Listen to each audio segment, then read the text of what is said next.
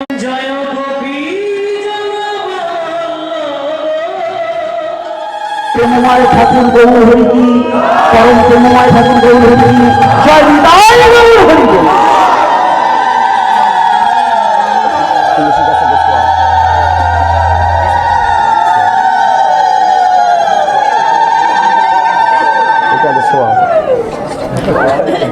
তুলসীতে ছোঁয়াই কি গরম হয়েছে শরীর, শীত আছে নাকি?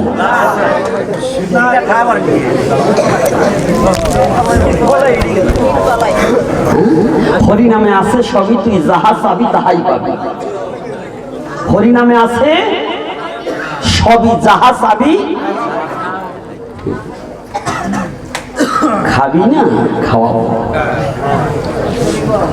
মায়ের সন্তানে যখন অসুখ করছে না, ঔষধ খেতে চায় না, মা করছে কি বাটির ভিতরে স্তন থেকে দুধ চিপে ছেলেকে বলছে, দেখ এই যে ঔষধ, এই দুধ দিচ্ছি।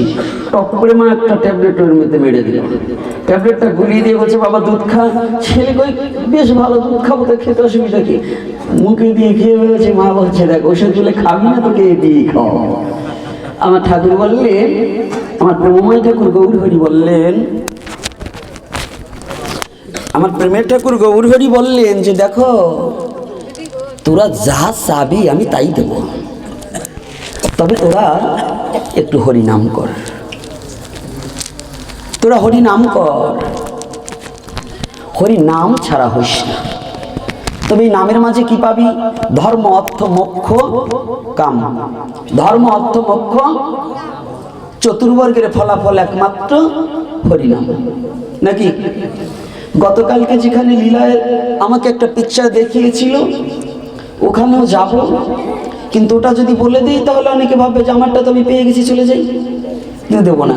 যেমন বাজারে ক্যানভাচাররা ঔষধ বিক্রি করার সময় কি বলে, নেন নেন নেন, না নেন না নেন, মানে লাস্টে নেন। দুই, আগে কিন্তু ঔষধের নিয়মাবলী বলে না, বলে বলো নিয়মাবলী বলে কখন? ঔষধ বেচার পরে। তা আমরা হচ্ছে ক্যানভাসার, আমি কিন্তু সাধু ঠাধু নয়। সাধু যারা, মহাত্মা যারা, তাদের চরণে প্রণতি জানাই, কিন্তু আমি ক্যানভাসার। এটা ক্যানভাসার কি? আমার একটা কোম্পানি আছে, আমার নয়, এই কোম্পানির মালিক হচ্ছে গৌরাঙ্গ, ডাইরেক্টর নিত্যানন্দ। কোম্পানির মালিক হচ্ছে মলম। আমি একটু মলম বিক্রি করতে আসছি, যে মলমটা যদি কেউ কিনতে পারেন, ক্রয় করলে পরে আজকের জন্য আমার গৌরহরি আপনাদের শুভ সংবাদ দিয়েছেন, আজকের জন্য এই মলমটা আপনাদের জন্য ফ্রি সার্ভিস হবে। কয়েকটা রোগের কাজ করবে। কি? দাঁত, একজিমা, বিখাউস, চুলকানি। কি কি? দাঁত, একজিমা, বিখাউস, চুলকানি, এই 4টে রোগের কাজ করবে। এই 4টে রোগের কাজের জন্য আমার শ্রীমান মহাপ্রভু একটা কোম্পানি খুলেছে। এই কোম্পানির মালিক হচ্ছে গৌরাঙ্গ, ডাইরেক্টর নিত্যানন্দ। আর ক্যানভাসার ঠাকুর হরিদাস, আমি তার চরণের দাসের দাস, এই জন্য তার সেই মলমের কথা করিব আজ প্রকাশ। কথাটা কি বুঝতে পেরেছি? তাহলে ক্যানভাসার যেমন নগরে নগরে ঘুরে ঘুরে বলে, আমাদের এই সাধু মহন্ত যারা, তারা মহাপ্রভুর সেই কোম্পানির ওষুধ এই বাজারে বাজারে বিক্রি করে, তারা পরিষ্কার। তাহলে কি এই রোগ কাদের? খুজলি, পাঁচরা, দাঁত, একজিমা, নাকি? কয়টা রোগ? 4টা রোগ। কাম, ক্রোধ, অহংকার। কাম, ক্রোধ, অহংকার কি? কাম, ক্রোধ, অহংকার, লোভ। এই 4টি বস্তু মানুষকে ধ্বংস করে। মানে এর খালি এইটা 4টা বলছে, এর আবার আনুষঙ্গিক আরো কিছু আছে। তরকারি রান্না করতে হলে শুধু ফুলকপি দিয়ে রান্না হয় না, লঙ্কা লাগে, জিরা লাগে, লবণ লাগে, হলুদ লাগে, লাগে না মা? যদি এগুলো না হয় তরকারি হবে? তো এইগুলোতে আরো আপনার রোগের বৃদ্ধি করে। সকল রোগের জননী হচ্ছে ডায়াবেটিস। এই ডাক্তার মশাই আছে সামনে, সমস্ত রোগ যদি দেখে থাকে তার মধ্যে ডায়াবেটিস যদি প্রবেশ করে, সব কটা তাড়াতাড়ি জায়গায় থাকে, তোলে কিনা? তো আজকে সেই রোগকে নির্মূল, ব্যাধিকে নির্মূল করার জন্য এই মলমটা পরে ব্যস্ত। এই মলমটার নিয়মবিধি আজকে যারা না জেনে যাবেন, বাড়ি গেলে শুধু আসার যাওয়া সার হবে। এখন আপনারা কি মলম কিনবেন কি না এটা আপনাদের ব্যাপার। কি কিনবেন? এ টাকা দিতে হবে না, হাত তোলে না, একটা হাত তোলে না, টাকা দিতে হবে না, ফ্রি সার্ভিস। আমার মালিক বলেছে, অর্থাৎ আমার এই কোম্পানির মালিক যিনি, তিনি বলেছে ফ্রি সার্ভিস। এই কলির জীবের জন্য ফ্রি সার্ভিস, কোনো কিছু দিতে হবে না, কোনো কিছু আপনার দিতে হবে না, শুধু ফ্রি সার্ভিস। নিয়ে লাগালেই কাজ হবে, মলমটা নিয়ে লাগালেই কাজ হবে। আর যদি বলেন আপনি একটু পরীক্ষা করে দেখেন, যারা এই মলম কেনেন নাই কোনোদিন, যারা এই মলমের কথা জানেন নাই কোনোদিন, তারা আজকে জেনে একটু পরীক্ষা করে দেখেন। পরীক্ষা করতে তার অসুবিধা নেই নাকি? হ্যাঁ, হাট বাজারে আগে ফাও, আগে এই যে আপনারা যারা চা খাচ্ছেন, যারা বিড়ি খাচ্ছেন, আগে ফাও খাওয়াতো না? এখন যখন নেশা ধরে গেছে, এখন কি করতে হয়? কিনে খেতে হয়। তা আপনারা একটু আজকের মলমটা একটু ফাও লাগিয়ে যান। যদি দাঁত কিছুটা কমে, একজিমা যদি কিছুটা কমে, তাহলে আমার মলম নিতে তো দোষ নেই না? দোষ আছে? তাহলে আজকে এই মলমের মালিক হচ্ছে কে? শ্রীকৃষ্ণ চৈতন্য মহাপ্রভু। জয় নিতাই গৌর হরি।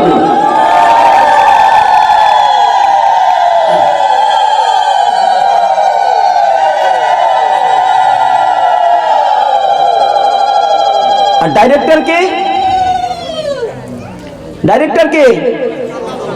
ওই গুদামের তো মাল বার করতে হলে পরে ডাইরেক্টরের সিল ছাড়া কি মাল বেরোবে নাকি? বেরোবে? তা ডাইরেক্টর আমার। আর এই মলম যে লাগিয়েছিল,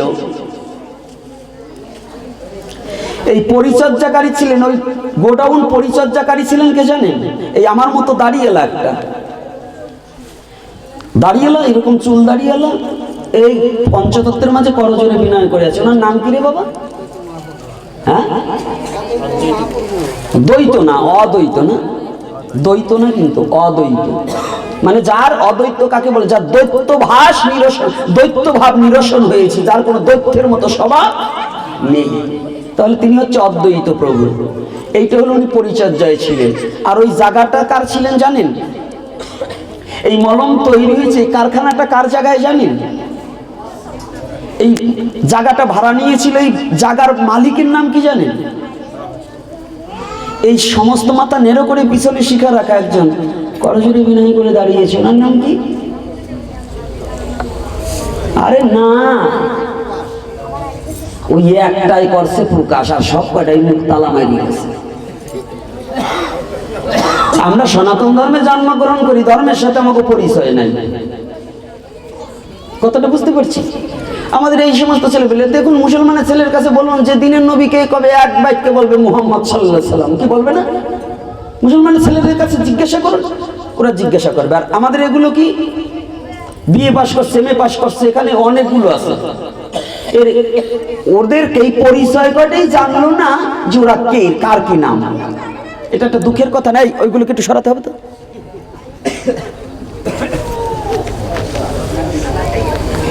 কি কষ্টের, এটা কি দুঃখের ব্যাপার কিনা বাবা? পরিচয় জানার প্রয়োজন আছে কিনা? তাহলে আমরা এই পঞ্চতত্ত্ব পাঁচজনের কার কি নাম এইটাই আমরা জানি না। আমি বললাম মাথা মুন্ডন করা পিছনে শিখা। মহাপ্রভুর সাথে এক জায়গাও কি মহাপ্রভুর মাথা মুন্ডন করা দেখছেন নাকি? 4-5 জন মাথা মুন্ডন করে না। মহাপ্রভুর যত প্রতিচ্ছবি আছে তার মধ্যে পঞ্চতত্ত্বের যেখানে ছবি দেখবেন সেখানে একজন মাথা মুন্ডন করা, সে হচ্ছে কে? শ্রীবাস ঠাকুর। এই জায়গার মালিক অর্থাৎ কত ভক্ত ছিল নদিয়ায়, কেনে গোড়া নেচেছিল শ্রীবাস আঙ্গিনা। ওই কোম্পানি যেখানে খুলেছিল, ওই কোম্পানির জায়গার মালিক হচ্ছে শ্রীবাস ঠাকুর। আর একজন বাকি রয়েছে,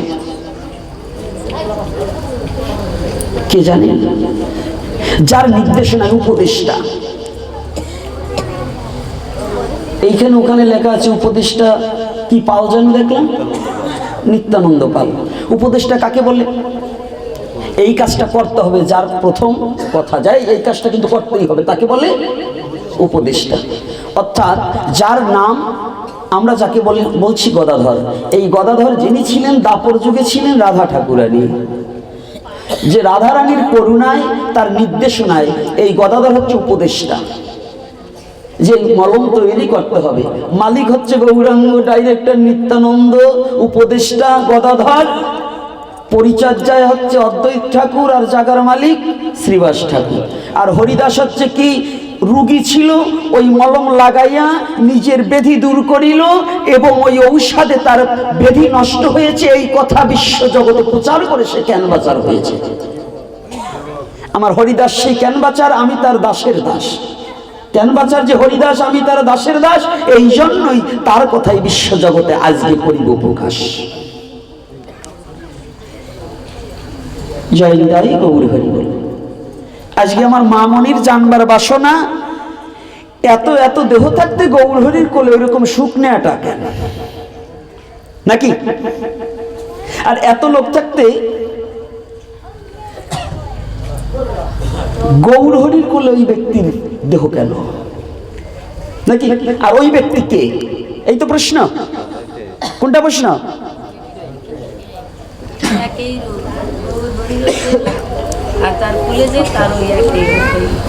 না, এইটা বলা যাবে না, এইটা আমাদের বুঝবার একটু ভুল আছে। গৌর হরির সাথে বিশ্ব জগতে কারো তুলনা হবে না। তোমরা তার তুলনা কেউ তুলনা, যার তুলনা নাই জগৎ মাঝে, তার সাথে কোনো পৃথিবীর কারোর সাথে তুলনা করা যাবে না। সনাতন ধর্মের লজিক গুলো আজকে একটু ভালো ভালো করে একটু একটু করে আজকে কয় ঘন্টা থাকবেন আপনারা? না, পরে আমার দক্ষিণে না দিয়েও চলে যায়, কতটা আমারে ফাঁকি দেয়।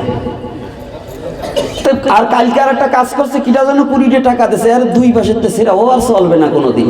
তা আমি গৌর হরির কাছে বলছি, যেটা এইরকম আমারে ঠগাই না, সেরা টাকা দিয়েছে, নৌকা নিয়ে পার করবা, মাঝখানে নিয়ে নৌকা ডুবই দেবা। কারণ ও দেশে কিন্তু ভালোটা ভালো মনে দেয় নাই, এই জন্য মাঝখানে নদীতে নিয়ে নৌকা ডুবাই দেবা। রাগ করবেন না, রসিকতা একটু না করলেই কোটার ধৈর্য রাখতে পারবো না, যাতে ধৈর্য রাখতে পারি এই ব্যবস্থা একটু করে যাই, তারপরে দিবানে। তাই এইখানে জয় নিতাই, জয় গৌর হরি বল। যিনি মহাপ্রভুর কোলে আছেন উনি হচ্ছেন হরিদাস। ওনার নাম কি? ওনার আর এক নাম হচ্ছে কি? হারেস। হবিউল্লাহ কাজীর গৃহে যখন প্রতিপালন হয়েছিল তখন ওনার নাম ছিল হারেস। আর যখন উনি শিশুবেলায় ছিল তখন ওনার নাম ছিল শুধু হরি, দাস না, শুধু হরি। ওই হরির হ থেকে, হবিউল্লাহর হ থেকে ওনার নাম হলেন হারেস। হবিউল্লাহ কাজীর গৃহে যখন প্রতিপালন ছিলেন, সংক্ষিপ্ত কথার উত্তর দেব। আজকে প্রশ্ন আছে গোটা কয়েক 20। পুলাপানের কথার উত্তর দিতে হবে, এবং আমার ডাক্তার বাবা বলছে তাতেও দুটো কথা বলতে হবে। আবার আমার আর এক বাবা এসে একটু বিনয় করেছে, তার কথারও কিছু দেব। তাই 2-3 দিনের কথায় কখনো এই প্রশ্ন উত্তর 2-4 ঘন্টায় হয় না। তবু আপনাদের ধৈর্য ভালো, চাইছেন কিছু কথা প্রভু যা বলায় তাই বলবো।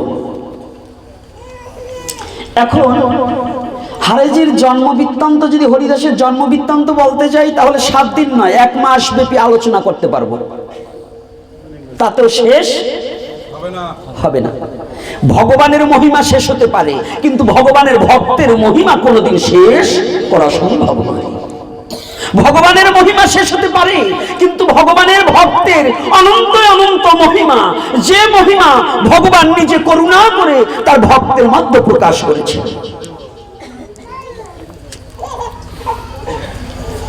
আপনাদের আছে জানা,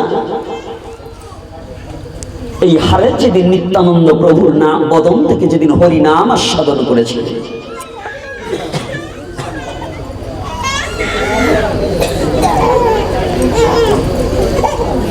এই হারেসের ছোটবেলা থেকে একটু ঘটনা টেনে দেই, তাহলে বুঝতে আমাদের সহজ হবে, না হলে বুঝতে পারবো না। হারেস যখন হবিউল্লাহ কাজীর গৃহে প্রতিপালিত হন, হারেস কিন্তু হারেস ছিল না, এ ছিল হরি, ব্রাহ্মণ ঘরের সন্তান। কার সন্তান? বললে তো আবার এক সমাজে লাগিয়ে যাবে, আপনাকে আবার কেউ লাগিয়ে যেতে পারে, আবার কেউ কষ্ট পাইয়েন না। এই সমাজটা খাইছে ওই দলে। যদি কেউ থাকেন প্রণাম জানাই চরণ তলে, আর যদি ওই দলের ওরকম হিংসা থাকে তাহলে ওটা আরো অনেক খাইছে। কথাটা বুঝেন নাই? আদি ব্রাহ্মণকে প্রণাম জানাই, কিন্তু বাওয়ান যে কটা ওই কটার প্রণাম জানাবার জায়গা নাই। যদি বলেন কেন? এই সনাতন ধর্মটারে দফা সারছে ওই জাতি। এই আজকে যেখানে আলোচনা করবার বলছেন ওখানে ওই জায়গা দোষ একটু আছে। কি দোষ? যখন অতীব ছোটবেলায় হরি যখন ছোট হামাগুড়ি দিতে কেবল শিখেছে, তখন তার পিতা মারা যায়। তৎকালীন সময় ব্রাহ্মণ সমাজে, ব্রাহ্মণ শাসিত সমাজে ছিল সতীদাহ প্রথা। স্বামী মারা গেলে নারীকেও, এক হিসেবে সে আইনটা ভালো ছিল, সে আইনটা এক হিসেবে ভালো ছিল, এখনের জন্য প্রশস্ত ছিল। তাইলে আর এই কলির যুগে এইগুলো দেখতাম না। বিধবা মহিলাকে ওই গ্রুপ ফিল আপ করা তো দেখা লাগতো না, ওরা পুড়ে মরতো, ভালো হইতো। হাসেন? তাইলে এটা আপদ যাইতো, ওইটি এখন দরকার ছিল, কিন্তু তখন নিষ্ঠুরতা ছিল। কি রাগ করছেন নাকি? হ্যাঁ, এখন হইলে আমি একটু খুশি হইতাম, কিন্তু এখন খুশি হইতে পারি না। তো তৎকালীন সময় যখন সতীদাহ প্রথা ছিল, ভালো করে জেনে নেওয়া ভালো, এই সতীদাহ প্রথার সময় ওই হরির মাকে ওই একই শ্মশানে পিতার সাথে পুড়িয়ে মারা হল।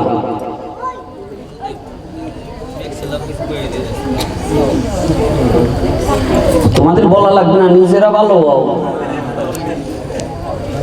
আমি হোমিওপ্যাথি ওষুধ দিবার বাড়ি, গোড়ার নারেরতে উঠে যাবে গাও, খালি চামড়ার গাও যাবে না, নারে থাকলে তা উঠে যাবে। কিন্তু সকালে তো মারবা নেই, এই জন্য কিছু বলবো না আমি। তো এইবার মাকেও যখন শ্মশানে দাহন করা হয়ে যাওয়ার পরে এই নিষ্ঠুর ব্রাহ্মণ সমাজ সম্পত্তির লোভে হরিদাসকে কেউ পুড়িয়ে নেয়নি। ওই শ্মশান ঘাটেই অতটুকু বাচ্চাকে রেখে যার যার স্বার্থন্বেষী ব্রাহ্মণেরা যার যার গৃহে চলে গিয়েছে। কারণ সবাই জানে ওই বাচ্চা যদি ভবিষ্যতে দাঁড়ায় তাহলে ওই সম্পত্তির ভাগ আমরা পাবো না। এই সম্পত্তির ভাগের জন্য দেখুন, এই পৃথিবীতে তিনটি জিনিস নিয়ে মামলা মকদ্দমা মারামারি হয়েছে। একটা হচ্ছে বিটি, আর একটা হচ্ছে মাটি, আর একটা কি জানেন? অহংকার, নাকি? দেখুন, বাড়ি নারী ছাড়া কি কোনো মারামারি হয়েছে? কুরুক্ষেত্রের যুদ্ধ দেখুন, তাও মাটি নিয়ে। রাম রাবণের যুদ্ধ বিটি নিয়ে শুরু হয়েছে, কি দিয়ে?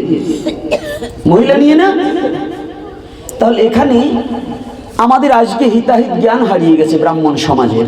অতটুকু বাচ্চাকে ওই জঙ্গলে ফেলে চলে গেছে। কিন্তু ওই হবিউল্লাহ কাজীর সাথে আর হরিদাসের বাবার সাথে ছিল বন্ধুত্ব, গোপন বন্ধুত্ব। সমাজের ভয়ে ব্রাহ্মণ হয়ে ওই মুসলমানের সাথে কথা বললে যার যা বেবিধ হয়। ও গভীর রাতে অরণ্যের ভিতরে গিয়ে দুজনে কথা বলতো, একটা লণ্ঠন জ্বালিয়ে। লণ্ঠন বোঝেন তো? মানে হারিকেন, প্রদীপ বাতি না, হারিকেন। এখন হারিকেনের দিন তো নেই। তো এই হারিকেন জ্বালিয়ে দুজনে দু বন্ধু কথা বলে গভীর রাতে দুজনে চলে যেতেন দুজনের বাড়িতে।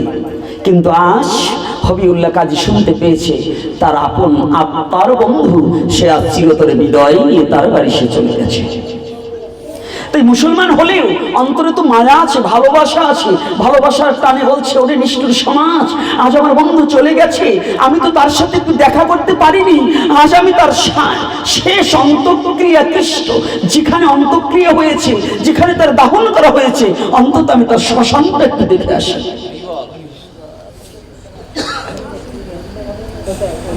ব্যথা ভরা চিত্তে, জল ভরা নয়ন নিয়ে ছোট্ট একটি লণ্ঠন হাতে করে ওই শ্মশানের কাছে গিয়ে উপনীত হয়েছে। দূর হতে আওয়াজ পাচ্ছে যেন ছোট্ট একটা শিশু কান্না করছে। এদিকে হবিউল্লাহ কাজী কোনো ছেলে সন্তান নেই, একটা মেয়ে সন্তান, তার কোনো ছেলে নেই। তার স্ত্রী মরিয়ম মরিয়মের ইচ্ছা যদি আমার একটা পুত্র সন্তান হতো তাহলে আমার দুঃখটা যেত। হবিউল্লাহ কাজী গিয়ে দেখে, আস্তে আস্তে যখন বাতি নিয়ে গিয়ে যাইয়ে দেখে তারই বন্ধুর আদরের দুলাল হরিয়াস ওই ধুলার মাঝে ধূসারিত ধুলায় গড়াগড়ি যাচ্ছে। তাকে কুড়িয়ে নেওয়ার মতো এমন কোনো কেউ নেই। নিষ্ঠুর সমাজ, এই নিষ্ঠুর সমাজ একমাত্র ওই বাচ্চাটাকেও কুড়িয়ে নেওয়ার মতো যোগ্যতা কারো হয়নি। ওই বাচ্চাটাকে শ্মশানে রেখে চলে গেছে লোভের বশীভূততে। দৌড়ে গিয়ে হারিকানটা পাশের ওই বাচ্চাটাকে কোলে জড়িয়ে ধরেছে। বন্ধু, যে হরিদাস সদা সর্বক্ষণ তোমার কোলে থাকতো আজ সে ধুলায় ধূসারিত। আজ তুমি আমার জন্য রেখে গিয়েছো। এই সমাজ যাতে না দেখে সবার অলক্ষ্যে এই পুত্র আমার করে আমি আমার গৃহে নিয়ে যাব। যখন সন্তান নিয়ে মরিয়মকে ডাক দিলেন, মরিয়ম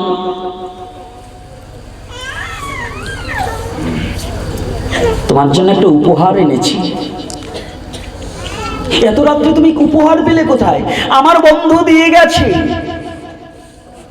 জানো মরিয়ম,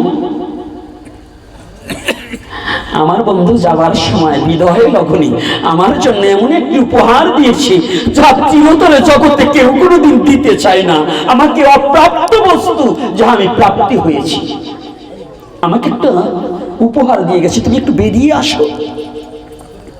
এসে দেখতে পাই কেবল হামাগুড়ি দেওয়া একটা ছেলে দু একটি কথা শিখেছে কেবল ওই ছেলেটা। বলছে একে পেলে কোথায়? বলছে কেন? আমার বন্ধু আমাকে দিয়ে গেছে।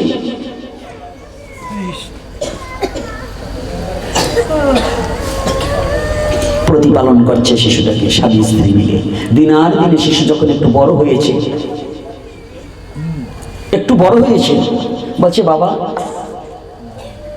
ওর নাম রেখেছে হারেজ। বলছে হারেজ? কারণ হবিউল্লাহর ছেলে হারেজ, পিতার নামে নাম রেখেছে হারেজ। আচ্ছা বাবা, তুই এই গরুগুলো নিয়ে এবং এই ভেড়া মোষগুলো নিয়ে তুই একটু মাঠে চড়াবি, কারণ তোকে তো, আমারও তো এখন বয়স হয়ে যাচ্ছে, আমি তোকে বসিয়ে বসিয়ে তো আর খাওয়াতে পারবো না। গরুগুলো নিয়ে চলে গেছে। কিন্তু যতই মুসলমানের ঘরে প্রতিপালন হোক না কেন, ওই রক্তটা যে হিন্দুর রক্ত, ব্রাহ্মণের রক্ত, ওর মধ্যে যে শুদ্ধ রক্ত রয়ে গেছে।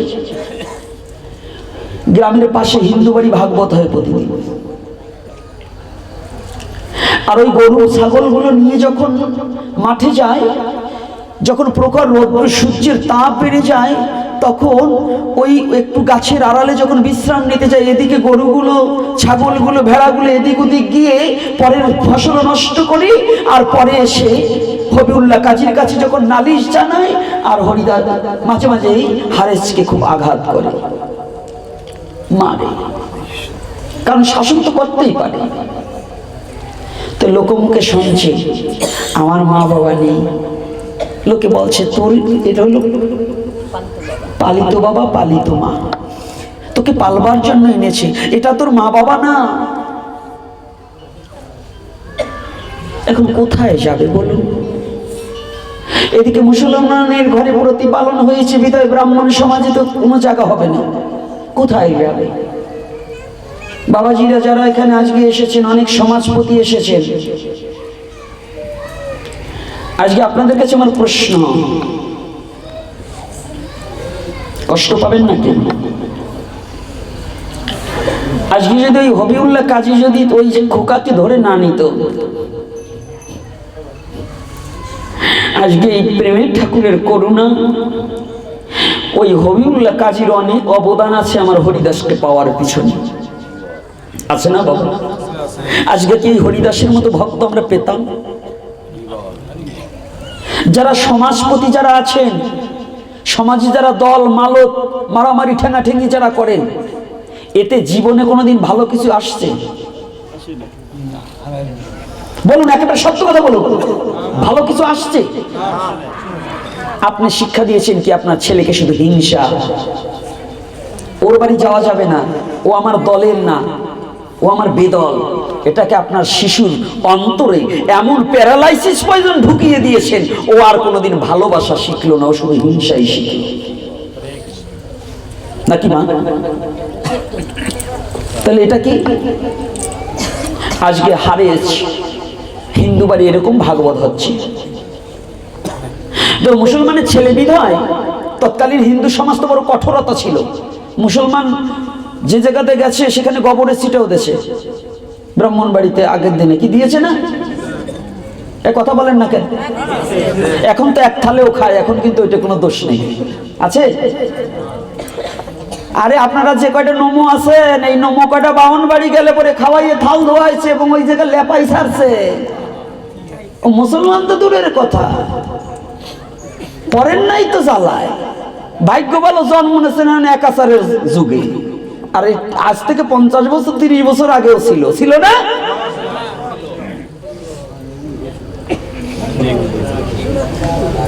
দিবানি চাইছেন যখন, না দিয়ে যাব না।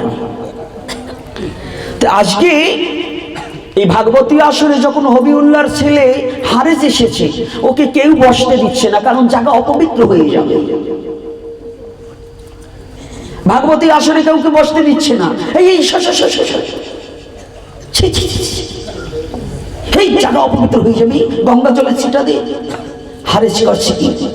অদূরে সবার পিছনে একটা নোংরা জায়গায় চুপ করে বসে আছে। একটা নোংরা জায়গায় চুপ করে বসে আছে।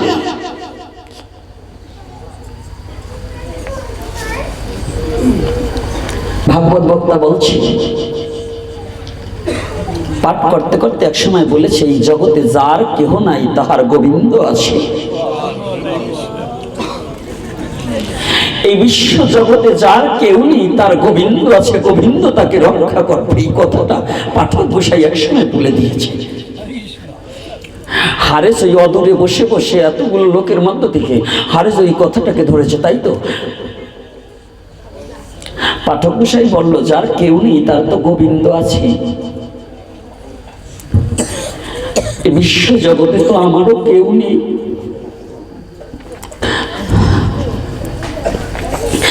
পাঠক গোসাইয়ের কথা যদি সত্য হয়, যার কেউ নেই তার গোবিন্দ আছে, তাহলে জগতে তো আমারও কেউ নেই। আমারও তো একমাত্র আমার গোবিন্দ ছাড়া জগতের মাঝে আর কোনো বান্ধব নেই।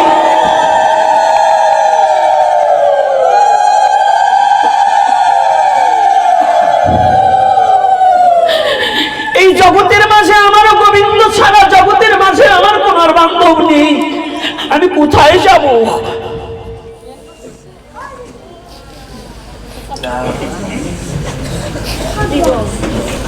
গোবিন্দ, যদি তুমি আমার থেকে থাকো, আজকে আমার মা নেই, আমার বাবা নেই, আমি পরের কাছে প্রতিপালন হয়েছি, তাহলে তুমি তো আমার।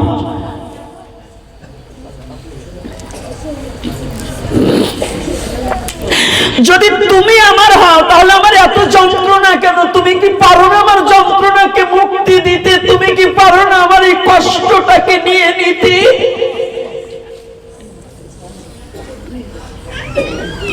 অতটুকু ছেলে দূরে বসে বসে কাঁদছে। আমার ভগবান বললেন, এই জগতে সব সইতে পারি,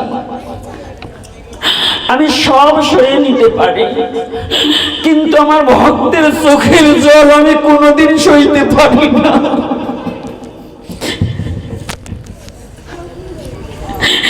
জগতের সব আমি সয়ে নিতে পারি, কিন্তু আমার ভক্ত যদি হা কৃষ্ণ গোবিন্দ বলে কেউ দু ফোঁটা চোখের জল ফেলে,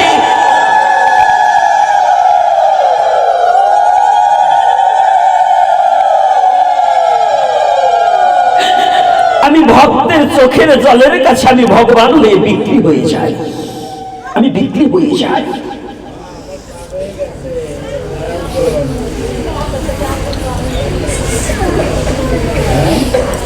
পিছন থেকে চলে গেছে। পরের দিন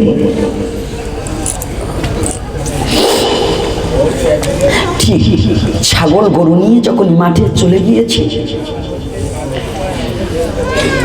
গরু নিয়ে বৃক্ষের তলায় বসে বসে আজও কাঁদছে।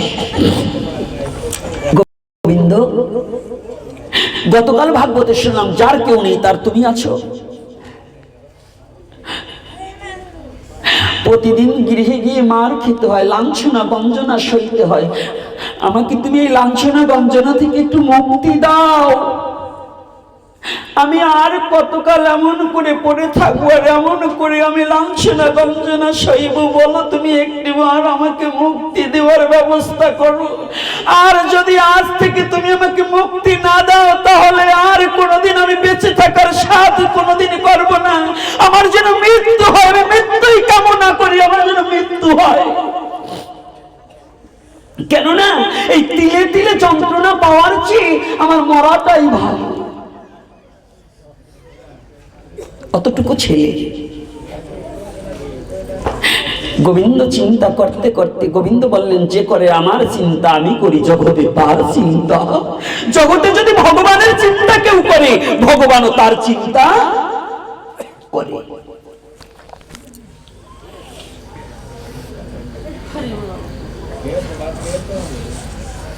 হরিদাস ছিলেন হারিয়েছে, ওই গোবিন্দ চিন্তা করতে করতে ঘুমিয়ে পড়েছে। জয় নিতাই গৌর হরি। এক ঘুমে সন্ধ্যা আগত, কিন্তু ও আর জানে না আজকে গাভীগুলো, ছাগলগুলো, ভেড়াগুলো এদিক ওদিক যায়নি। আজকে ভগবানের কৃপা বর্ষিত হয়ে গেছে। এই করুণা বর্ষিত হওয়ার সাথে সাথে আজকে গরুগুলো কারো ফসল নষ্ট করেনি। জয় নিতাই গৌর হরি। আজকে সমস্ত গরু, ভেড়াগুলো, মোষগুলো এবং ছাগলগুলো এসে হরিদাস মানে ওই হারেসকে ঘিরে চতুর্দিকে মুখ উঁচু করে বসে আছে, দাঁড়িয়ে আছে। ওরা যেন এমন ভাবে দাঁড়িয়ে আছে, রাখালিয়া ঘুম থেকে যে জাগলেই ওরা বাড়ি ফিরে যাবে। জয় নিতাই। ভগবানের কৃপা, ভগবানের করুণা, ভগবানের দয়া।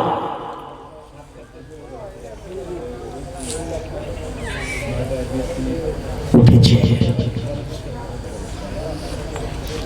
ঘুম ভেঙে উঠেই মনে মনে ভাবছে, আজকে আর আমার রক্ষা নেই। আমি তো ঘুমিয়ে পড়েছিলাম, আজকে আর আমার রক্ষা নেই। কারণ ওরা তো সবারই ক্ষতি করেছে, ওরা তো পশু, ওরা তো বোঝে না।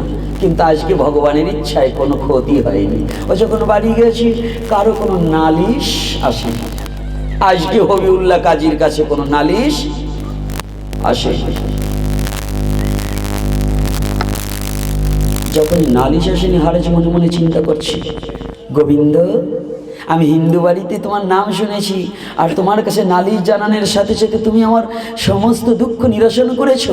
আমি আজ হতে প্রতিজ্ঞা করলাম, আর কোনোদিন আমি তোমার নাম থেকে যেন বিচ্ছিন্ন না হয়ে যাই। আমি সারা জীবন তোমার নাম করতে পারি।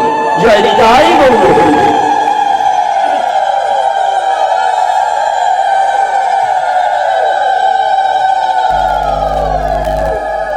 তোমার নাম যেন করতে পারি, নাম করছে।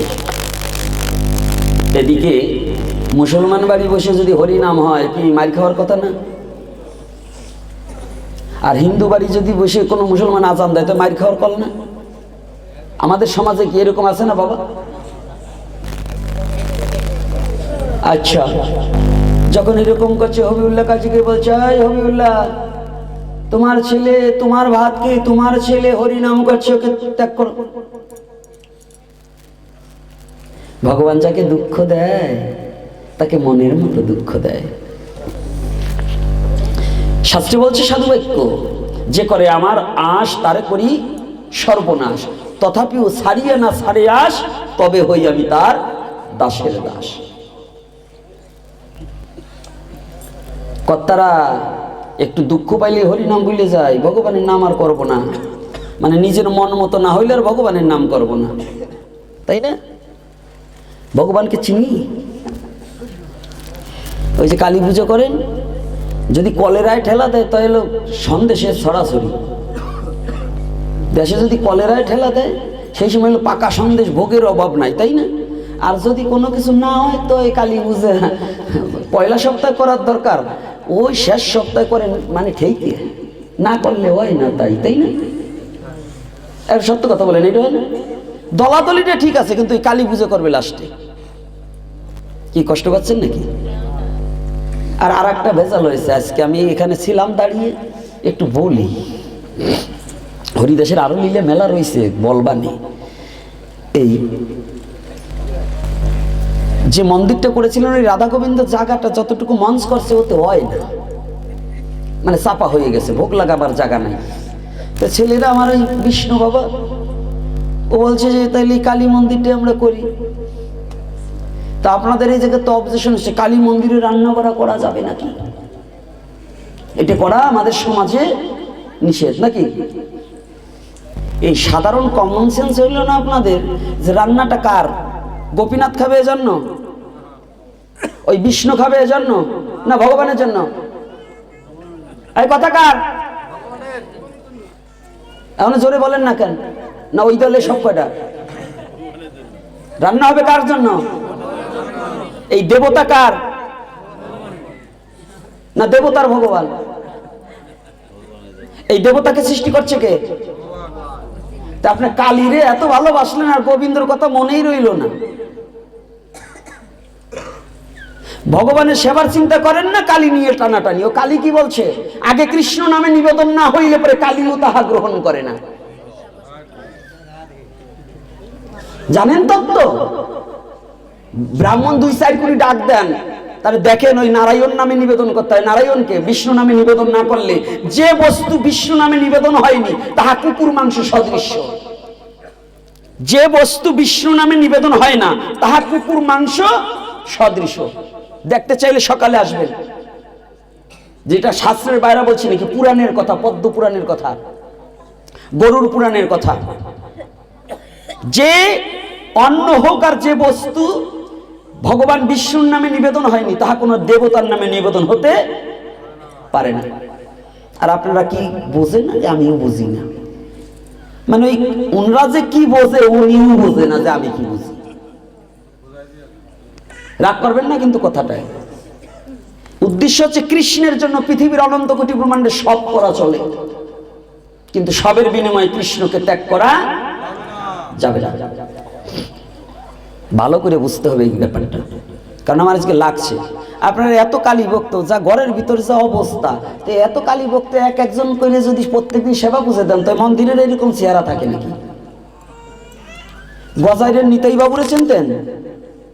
কবিয়াল দেখছেন তো? এইখানে দেখার মতো লোক অনেক আছে, চলার মতো লোক অনেক আছে, দেখছি। আচ্ছা জানেন ওনার একটা গান লেখা ছিল, উনি যখন এই কবি গান গাইতো, ওনার কাছে 3 মাস গান শেখার জন্য আমি আসা যাওয়া করতাম। এই গজাইরের উনি নিতাই বাবু, তো উনি একটা গান গাইতো, যারা গান শুনছেন, যে যখন সাকার নিরাকার পালা হইতো তখনই এই গানটা বেশি গাইতো। ও তোর কালী মাতা কোনো কালেই ভালো নয়, সে যে দুঃশাসনী উলঙ্গিনী চিৎ করে পাড়াই দাঁড়ায়, তোর কালী মাতা কোনো কালেই ভালো নয়। কি গাইতো কিনা? ওই কালীর পূজা করে লঙ্কার রাবণ সব অংশতে হলো নিধন, আমি কই পূজা করে হব নিধন, হায় তোর কালী মাতা কোনো কালেই ভালো নয়। এটা সাকার নিরাকার পালাই কিন্তু অনেকবারই গাইতো, আমি বাবুর মুখে অনেকবার শুনেছি। এখন দেখুন, তুই তো থাকিস ল্যাপ্ত সুখে, তোর মাকে রাখিস খাড়া। কথাটা কি বুঝতে পারছেন? এই যে যারা এত ভক্ত, কালীকে বিসর্জন দেওয়া হয় নাই, কথা বলেন না কেন? তামকুণ্ডতে বিসর্জন দেয়নি তো? বিসর্জন দেওয়ার পরে কি ওইখানে তাপ লাগুক আর জ্বালাগুক কোনো দরকার আছে নাকি? কারণ মূর্তি তো বিসর্জন হয়ে গেছে। আর যদি বিসর্জন না দেন, প্রতিদিন তাকে ফুল জল দিতে হবে, পূজা করতে হবে। কি কথাটাকে বুঝতে পারছি? বিসর্জন না দিলে প্রতিদিন ফুল জল দিতে হবে, আর যদি বিসর্জন দেওয়া থাকে তাতে ফুল জল না দিলেও কিছু আসে যায় না। মরা দেহটারে টানাই রাইকে কোনো লাভ আছে? তাহলে এখানে কি লজিকুল আগে জানুন। এই যে মন্দির যা করছেন, সর্ব অগ্রে আপনার গৃহটা নির্মাণের আগে যারা ভক্ত তারা মন্দির নির্মাণ করে রাধা গোবিন্দের। ছেলে চাকরি করে, ঘর দরজা দেওয়ার আগে ভগবানের জন্য কিছু করা আগে উচিত। উচিত কিনা বলুন? কিন্তু আমরা কি তাই করি? আপনাদের এই গ্রাম ভরে হাঁটছি মনে হয় একটা, যেটুকু দেখছি সব বাড়ি যাই নেই, রাস্তাতেই দেখা যায়, প্রায় বাড়ি দেখি মা লক্ষ্মী এবং নারায়ণের বিগ্রহ আছে না? রাধা গোবিন্দের বিগ্রহ কই? আচ্ছা, মা লক্ষ্মীর করলেন, পাশে দেখলাম ওই দুই সেমডি দাঁড়ায় রয়েছে, ও দুটো কারা? উত্তর দিতে হবে তো। তার সামনে আবার ঘটও দেখি পাতা। এর কলা কৌশল কি জানেন? মূর্তি যত বেশি হবে, ঘট যত বেশি দিবার পারবেন, এখন করে গামছা পাবে, আবার 100 কেজি করে চাল পাবে। বোঝেন নাই কায়দাটা? বোঝেন তো? এই ছাতা মাতা বাদ দেন, শুদ্ধ সাত্বিক ভজন করুন। এই হাবি চাবি করি, এত তাল বাহানা করি কি পাইছেন জগতে বলেন তো? কি পাইছেন? ওই যে দুটো খারাপ করে দিয়েছেন মা কালী, ডাইন পাশে বাও পাশে, কোন পুরাণে এই দুটোর পুজো আছে? সেই পুরাণ কেন আমার একটু দেখান তো, যে এই পুরাণে ওই দুটো রয়েছে যে বিট গুটি মানুষের হাতে কানসাবা বানাচ্ছে, এটা খাওয়া বানাচ্ছে, রক্ত পর বানাচ্ছে, ওই ছাতা কি ভগবানের পুজো নেই? যা দেখলে পরে ভয় পুলাপান ওই জায়গায় যাইতে পারে না। ভগবানের বিগ্রহ থাকবে, সাম্য বিগ্রহ, যারা দেখলেই জড়াই ধরবার ইচ্ছা করবে।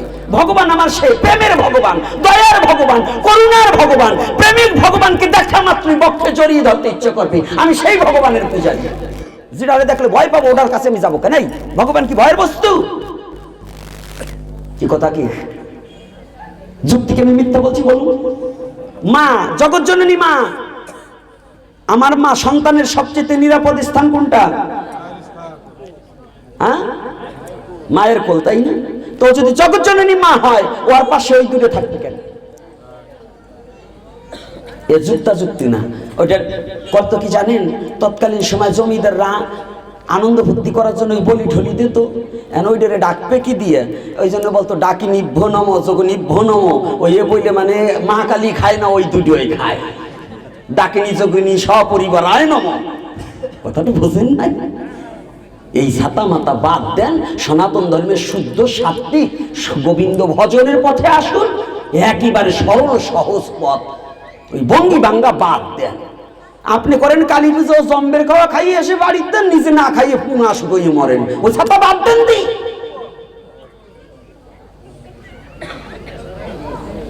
পুজো করে, সনাতন ধর্মের পুজো হচ্ছে পবিত্রতা।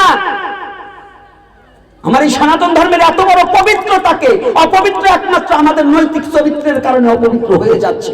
এইগুলোকে, এই কুসংস্কার গুলোকে দূরীভূত করতে হবে। এইগুলো একমাত্র পারো যারা যুবক ছেলে আছে তারা। এই বুড়ো কাটার দ্বারা হবে না, কারণ ওগো বাপ ঠাকুর তো 14 গোষ্ঠী করিয়ে এসে আর পরিবর্তন করতে পারবে না। এগুলো ছাড়েন। আজকে শুনুন হরিদাস ঠাকুরের কি করছে, এইটা আর একটু বলি, বলবো কি? বাবারা পিছনে, বাবারা মায়েরা কি বলে, বলবো না বলবো না?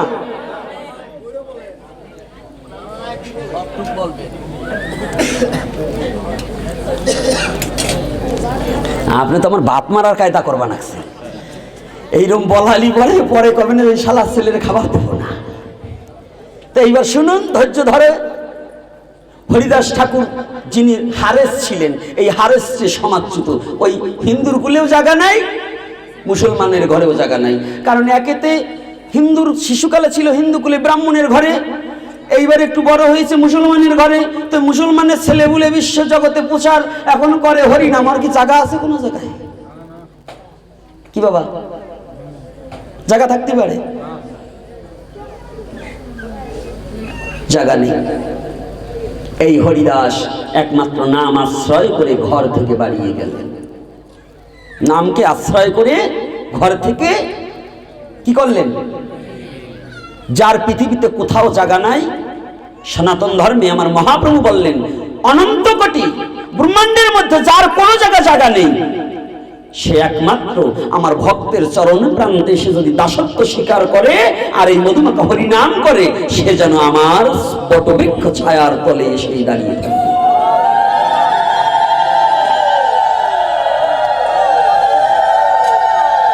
সনাতন ধর্ম কত বড় পবিত্র শুনবেন? কি বলবো? এই সনাতন ধর্মে যদি দুরাচারী ব্যক্তি হয়, পথভ্রষ্ট ব্যক্তি হয়, চরিত্রহীনা ব্যক্তি হয়, যদি সে ভগবানের কাছে ক্ষমা চেয়ে এই হরিনাম করেছে, মহাপবিত্র হয়ে যেতে পারে। জয় হরিরাই গৌর হরি বল। কিন্তু কথা থাকবে একটা, ওই যে মানুষ ঠকাই নিয়ে কথা গোপীনাথ বলবে না, যে কি একবার কৃষ্ণ নাম নিলে পরে যত পাপ হরে পাতকের সাধ্য আছে তত পাপ করে। ওই ছাতার কথা আমি বলবো না নি, বলেন তো কেন? ওটা হলো মানুষ টাকাই না কথা, আত্মস্বার্থ কায়েমের কথা। অর্থাৎ তুমি হরিনামও করবা আবার অকামও করবা, তাতে কিন্তু হবে না।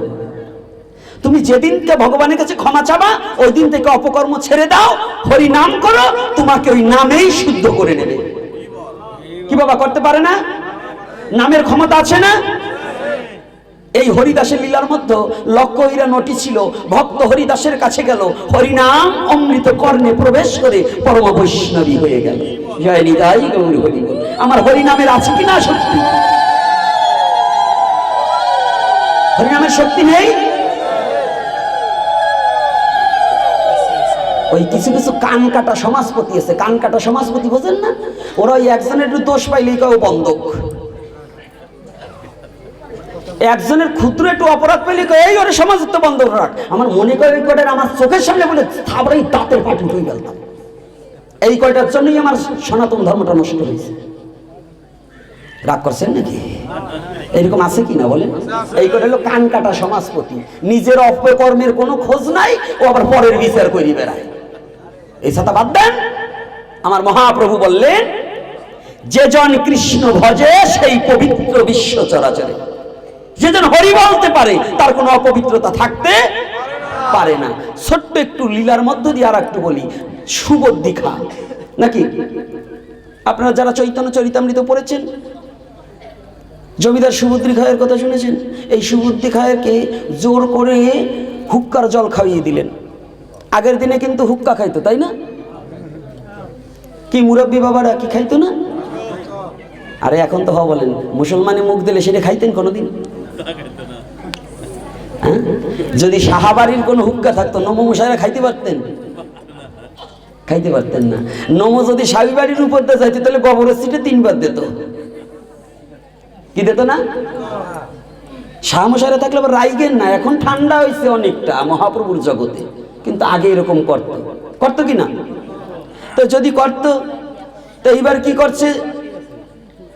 সুবুদ্ধিখাকে জোর করে ধর্মনাশ করার জন্য হুক্কার জল খাইয়ে দিলেন, যাতে তার জাতি ধর্ম নষ্ট হয়। এই কথাটা ভালো করে যারা শিক্ষিত সমাজ, চৈতন্য চরিতামৃত একটা ইতিহাস সনাতন ধর্মের নাকি বাবা? ডাক্তার বাবা কি ইতিহাস না চৈতন্য চরিতামৃত? এবং এটা একটা বাস্তব। তো এইবার সুবুদ্ধিখাকে যখন হুক্কার জল খাইয়ে ধর্মনাশ করতে চাইলেন, ধর্মচ্যুত করতে চাইলেন, সমস্ত পণ্ডিতরা বললেন গেছে, ওর জাতি ধর্ম নাশ হয়ে গেছে। এই ভালো করে শুনে রাখুন, জাতি ধর্ম নাশ। কারণ খাইছে কি? একটু হুক্কার জল, মানে জোর করে খাইয়ে দিয়েছে। সে তো খায়নি, জোর করে খাইয়ে দিয়েছে, তাতে তার জাতি ধর্ম নষ্ট হয়ে গেছে। সমস্ত নবদ্বীপ মানে যত কাশি ঠাসির পণ্ডিতরা বিধান দিয়েছে কি জানেন? তুমি যাতে উঠতে পারো। কি করলে? যদি তপ্ত ঘি তোমার গালে ঢালা হবে তো এ খাবা, যদি বাঁচো বাঁচবো, মরে গেলে গেলা। কথাটা বুঝতে পারছেন? তপ্ত থকবক করছে, ওই ঘি গালে ঢালিয়ে দেবে, হা করবে ঢালিয়ে দেবে। তাই যদি হা করার পরে তপ্ত ঘি ঢালিয়ে দেয় তো এই উপর দিয়ে দেবে, তল দিয়ে ভরিয়ে যাবে না? ওটি কি বাঁচার কোনো জম থাকে নাকি? থাকবে? তো পণ্ডিত বিধান কি বলছেন? মানে শালারে মারবো, কুলে উঠেন না তো, ওরে ওইভাবে মারতে হবে, এইটাই লোক বুদ্ধি। তো বলছে যে এই তপ্তঘু খেয়ে জীবন নাশ হইলে গেল, আর যদি থাকে তাহলে তুমি আমাদের কুলে উঠতে পারো। এখন সবাই তো জানে, ভালোটা সবাই বোঝে না যে আগুনে হাত দিলে পড়বো। তো এখন সুবুদ্ধিখা শুনছে যে সব পণ্ডিত ঠণ্ডিত মিথিলা টিথিলা সব গেছে, কাশীর পণ্ডিত ঠণ্ডিত ওই একই বিধান দিয়েছে। এইবার লোকমুখে শুনছে নবদ্বীপে নূতন এক পণ্ডিতের উদয় হয়েছে, নূতন এক পণ্ডিতের উদয় হয়েছে। এই নূতন পণ্ডিতের উদয় হয়েছে কি? নবদ্বীপের মাঝে নিমাই পণ্ডিতের আবির্ভাব ঘটেছে। নিমাই কি? স্বয়ং ভগবান। এই নিমাইয়ের আবির্ভাব ঘটেছে। বলতেন ওরা তো ভগবান বলে মানছে না, ব্রাহ্মণ সমাজ কিন্তু সহজে ভগবানকে মানেনি। মানছে? নিমাইকে কিন্তু একবারও ব্রাহ্মণ সমাজ এখনো জানেন না যারা, এখন কিছুটা শিথিল হয়েছে, তৎকালীন সময় আমার গৌরহরিকে ভগবান রূপে ব্রাহ্মণ সমাজ মেনে নেয়নি। অনেক যন্ত্রণা দিয়েছে আমার মহাপ্রভুকে, ইতিহাস পড়ে দেখবেন। আমার মহাপ্রভুকে যে যন্ত্রণা দিয়েছে তার শতভাগের 1 ভাগ যন্ত্রণা আমরা পাই না, কিন্তু আমার মহাপ্রভু অনেক যন্ত্রণা সহ্য করেছে। তাই জমিদার সুবুদ্ধি খা, এই সুবুদ্ধি খা শুনলেন যে লোকমুখে নবদ্বীপে এক নূতন পণ্ডিতের আবির্ভাব ঘটেছে। ছুটে চললেন, দেখি এই নূতন পণ্ডিত আমাকে কি বিধান দেয়। তো এসেছি মহাপ্রভুর সাথে দেখা করতে, আসার সাথে সাথে মহাপ্রভু বলছে, আসো আসো তুমি এখানে বসে। বলছি না না, দূরে, আমার তো জাত যাওয়া লোক, আমার তো জাতি নাই। বলছে জাতি যাবে বলে এদিকে। বলি কি হয়েছে, কি করতে এসেছো?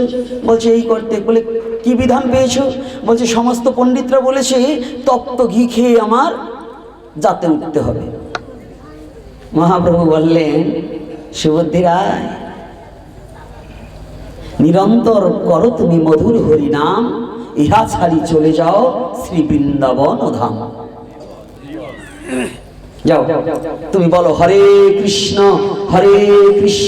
কৃষ্ণ কৃষ্ণ হরে হরে, হরে রাম রাম রাম হরে হরে, হরে কৃষ্ণ কৃষ্ণ কৃষ্ণ হরে হরে, হরে রাম রাম রাম হরে হরে। যাও একমাত্র এই তারকব্রহ্ম নাম উচ্চারণ করো, আর তুমি এদের কাছে থেকো না, তুমি ধাম বৃন্দাবনে চলে যাও।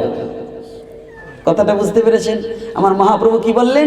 একমাত্র এই হরিনাম উচ্চারণ করলেই তোমার জাতি ধর্ম যাওয়া জাত আবার ফিরে আসবে।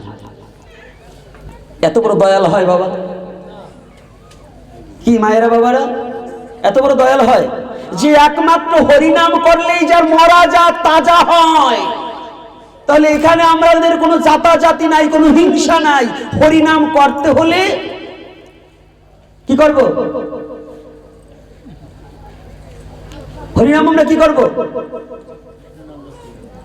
হরিনাম করব। মহাপ্রভুর কোনো জাত নাই, পাত নাই। হরিনামে যেই ভাজে সেই শ্রেষ্ঠ, আর সব ছাড়। কৃষ্ণ ভজনে নাই জাতি, কুলাদি বিচার। কি আছে নাকি? কি আপনারা কি কষ্ট পাচ্ছেন? আর 2-4 জন পাইলেও কি করব? ইচ্ছে করার নেই, কারণ সত্য কথা তো বলতেই হবে। গাছের তো পড়ে গেল জন 5-7, যার যে জায়গা ব্যথা তার সেই জায়গা হাত।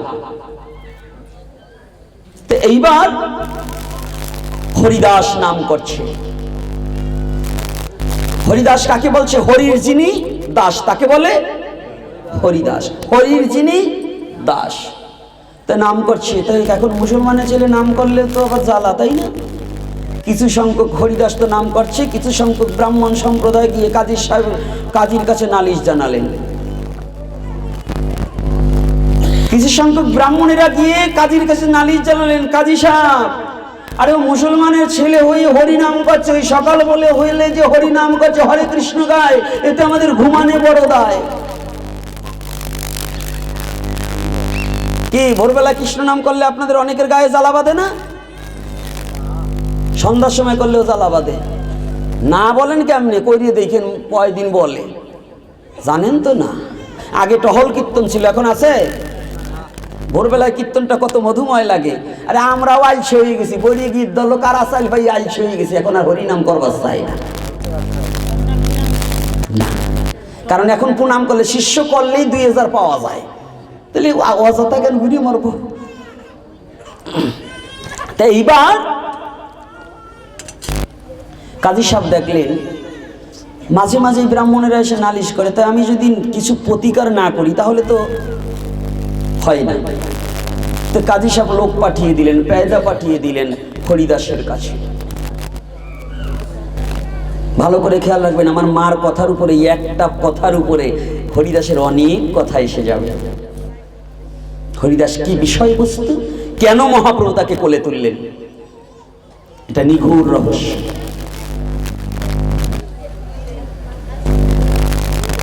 অনেক ভক্ত ছিল, কিন্তু কোনো প্রমাণ নেই মহাপ্রভু নিজে কাউকে কোলে করেছে। একমাত্র হরিদাসকেই মহাপ্রভু কোলে করেছেন। হরিনাম করছে। কাজীর পেয়াদা এসেছে, পেয়াদা আসার সাথে সাথে হরিদাস নাম করছে, হরিদাস।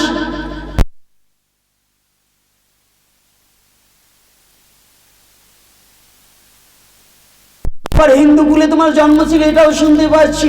তুমি এইভাবে নগরে নগরে আর হরিনাম, জিহ্বা দিয়ে হরিনাম করছো, ওই জিহ্বা খানা কেটে দেব।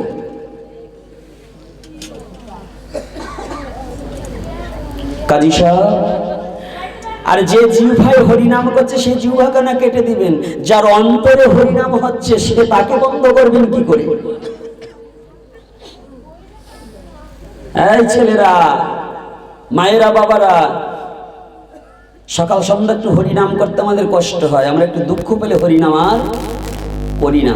আর হরিদাসকে বলছে জিহ্বা কেটে দেবো, বলছে না, আমি হরিনাম ছাড়তে পারবো না। হরিদাস, এভাবে তোমার মৃত্যু হবে না, তোমাকে তিলে তিলে মারবো। কি করে জানো? তোমাকে একে একে 22 বাজারে বেত্রাঘাত দিয়ে তোমার মৃত্যু হবে।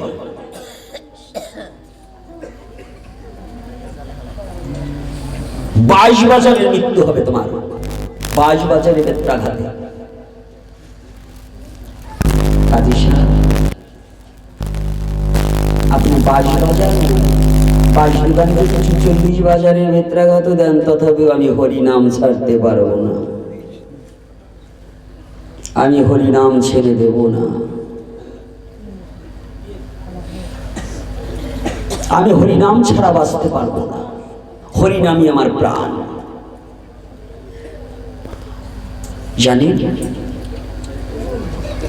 কাজী সাহেব পেয়াদা দিয়ে পাঠিয়ে দিলেন, একে একে 22 বাজারের বেত্রাঘাত দিতে শুরু হয়ে গেল। হরিদাস আমার প্রেমের ঠাকুর হরিদাস, নামাচার্য হরিদাস, ওই বাজারে গিয়ে যতবার বেত্রাঘাত করে, ওই বেত্রাঘাত করার সাথে সাথে হা কৃষ্ণ, আবার বেত্রাঘাত করে, আবার হা কৃষ্ণ। যতবার বেত্রাঘাত করছে ততবার হা কৃষ্ণ, হা কৃষ্ণের মধ্যে নাম করছে, নাম ছেড়ে দিচ্ছে। এদিকে কি করেছে?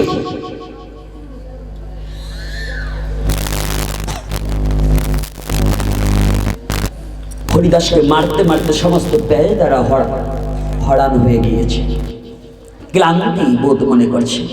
ওরা বলছে যে হরিদাস কিন্তু এত আঘাত করছে, ও তো মরছে না। ও মরছে না কেন? আর ওকে যদি না মারতে পারি তাহলে কাজী সাহেব তো আমাদের গর্দান দেবে, আমাদের আর রক্ষা নেই, ও তো মরছে না।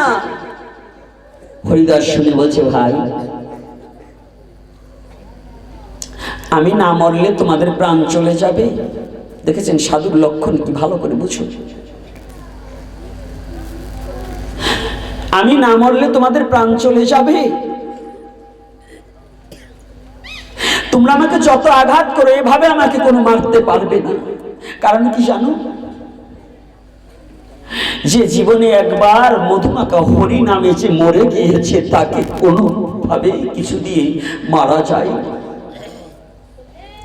তাহলে শোনো ভাই, তোমাদের যদি আমার জন্য যদি তোমাদের প্রাণ বাঁচে, তোমাদের যদি আমাকে মারতে হয়, তোমরাও বদন ভরে হা কৃষ্ণ বলো, ওই কৃষ্ণ নাম করো। ওই কৃষ্ণ নাম করিতে করিতে হয়তো আমিও মরতে পারি। যখন কাজীর পেয়াদারা নাম করছে তারা বাঁচার জন্য, হরিদাস নাম শ্রবণ করে বাচ্চক জ্ঞান হারিয়ে ফেলে, বাচ্চক জ্ঞান হারিয়েছে, কিন্তু দেহে প্রাণ আছে, বাচ্চক জ্ঞান হারিয়ে ফেলেছে, নামে সমাধিস্থ হয়ে গেছে। সমাধিস্থ বোঝাতে গেছে মানে বাহ্যিক জগতের কোনো কিছু নেই, মনে হয় তুলা দিলেও লড়ছে না। সবাই ভাবছে হরিদাস মরে গেছে। বাজারে সবাই একত্রিত হয়েছে, একদল ব্রাহ্মণ, একদল মুসলমান, এরা হয়েছে। এক গ্রুপ বলছে যে ও আমাদের মুসলমানের ঘরে প্রতিপালন হয়েছে, ওকে কবর দিতে হবে। বাউনরা কয় ও তো হরিনাম করছে, আমাদের হিন্দু ছেলে ছিল, ওটাকে পোড়াতে হবে। এখন দেখছে গন্ডগোল বাইতে গেছে। আর এক গ্রুপ বলছে কি, ও তো মুসলমানের ঘরেও ছিল, হরিনামও করছে, ওরে পুরানো যাবে না, কবরও দেওয়া যাবে না, এক কাজ করো, ওরে গঙ্গার জলে ভাসিয়ে দেবে। বুঝতে পেরেছেন সমাজটা কেমন? কি বুঝতে পেরেছি বাবা? গঙ্গার জলে ভাসিয়ে দিচ্ছে, ফেলে দিয়েছে। সংক্ষিপ্ত আকারে না নিয়ে আসলে মূল আরো কিছু কথা রয়ে যায়, ওগুলো বলতে পারবো না। যখন ভাসিয়ে দিয়েছে গঙ্গার জলে কি করেছে? জয় নিতাই গৌর হরি বল। স্রোতের দিকে যাবে। আমাদের একটা বস্তু ফেললে নদীতে যখন স্রোত হয় কোন দিকে যায়? বাটিতে যায় না? কিন্তু হরিনামের এমনই করুণা, উজানের দিকে ধাবিত হয়ে গেছে। জয় নিতাই গৌর হরি বল। আপনাদের আছে জানা? এই লীলা বিস্তারিত বলতে গেলে আরো কয়েক ঘন্টা লাগবে, তাতে শেষ হবে না। লাস্ট কি করেছি? হরিদাস উঠেছিল কোথায়? হ্যাঁ, ফুলিয়ায়। যখন হরিদাসকে পাওয়া হয় কিসে পেয়েছিল? ভাসতে ভাসতে গিয়েছিল, কিসে পেয়েছিল? এক ঘাটায় নাকি? যখন পাওয়া হয় দেখে মরার মতো, যখন মহাপ্রভু দিকে রয়, হঠাৎ করে সবাই বললেন এই ব্যাপার, বলছে না আমার কাছে নিয়ে হয়। যখন লোকটা চৈতন্য হলো, হরিদাসকে যখন চেতন পেল, যখন মহাপ্রভুর কাছে গেলেন, সংক্ষিপ্ত মেরে দিলাম, যখন মহাপ্রভুর কাছে গিয়ে দাঁড়িয়েছে, হরিদাস প্রণাম করছে প্রভুকে। হরিদাসকে প্রভু বলছে এদিকে আসো। বলছে না না প্রভু, আমি অস্পৃশ্য, আমাকে তুমি ছুঁয়ো না। বলছে না না হরিদাস, তুমি আমার কাছে এসো। কেন আসবে জানো? আজ আমি তোমাকে স্পর্শ করে পবিত্র হব। তুমি একটিবার আমার পক্ষে আসো, আমি তোমাকে স্পর্শ করে পবিত্র হব। কারণ ভগবান চায় এই বিশ্ব জগতে ভগবানের প্রিয় ভক্তকে পক্ষে জড়িয়ে ধরে আমি ভগবানও পবিত্র হই ভক্তকে পেয়ে। জয় নিতাই গৌর হরি বল।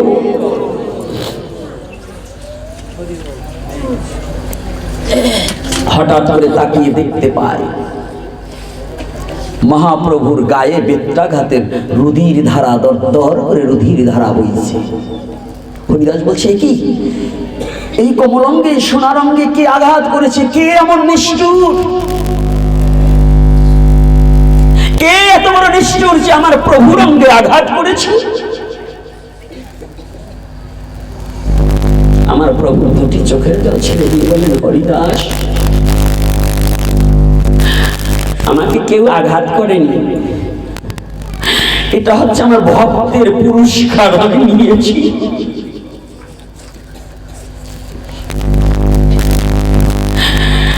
হরিদাস রে, আমার ভক্তের পুরস্কার এটা আমি পেয়েছি। কারণ কি জানিস হরিদাস? যে দেহ মন জীবন জৈবন দিয়ে যে আমাকে ভালোবাসে আর আমাকে ডাকে, ওই ভক্তের সমস্ত আঘাতে আমার অঙ্গে ধারণ করতে হয়। আমি ভক্তাধীন ভগবান, আমার এই ভক্তকে রক্ষা করবার নিমিত্তে আমার এই ভক্তের পুরস্কার গ্রহণ করে নিতে হয়।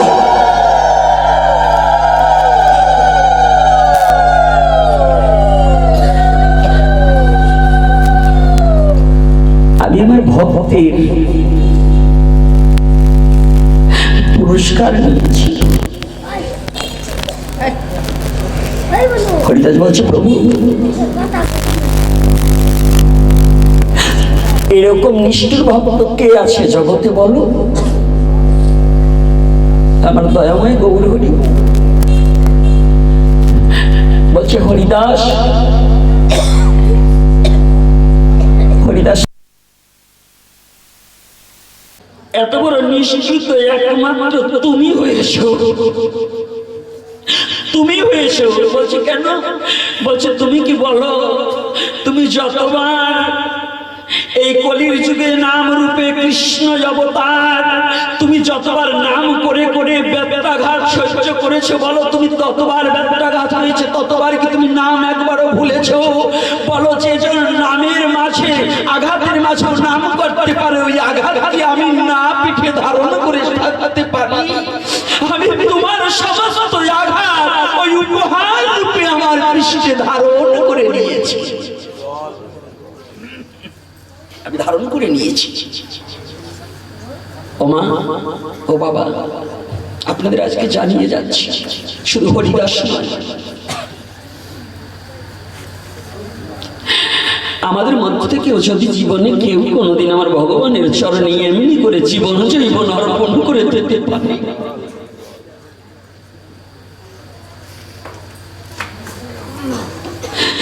যদি কেউ দিতে পারে, আমার ভগবান তাকে কোনোদিন ফেলে দেয় না চরাচরে। ভগবান তার সমস্ত বিপদ হইতে রক্ষা করে আমার ভগবান তার অমৃত ধামে নিয়ে যেতে পারে।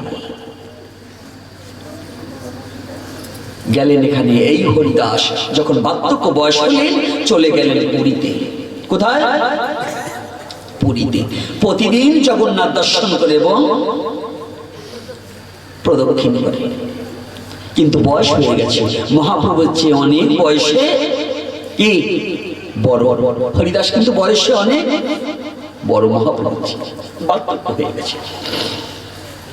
একদিন দেখে হরিদাস আর চলতে পারছে না। এই হরিদাসকে মহাপ্রভু সকালবেলা প্রাতকালীন দাঁত মেছাক করছে বকুলের ডাল দিয়ে।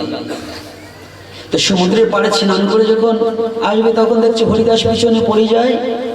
তো প্রভুর তো দয়া হয়েছে, ওই মেসাকটাকে বালুর মধ্যে পুঁতে দিয়ে বলছে, হরিদাস, প্রতিদিন তুমি বৃদ্ধ মানুষ এত কষ্ট করে প্রদক্ষিণ করো, যাও এখানে স্নান করে সমুদ্রে স্নান করে জগন্নাথকে দর্শন করতে যাও, তাহলে এটা আমার আর প্রাণে ধৈর্য মানছে না, তুমি এখানে বসে হরিনাম করো, তাহাতেই ওই জগন্নাথের চূড়া দর্শন করলে তোমার জগন্নাথ দর্শন হয়ে যাবে।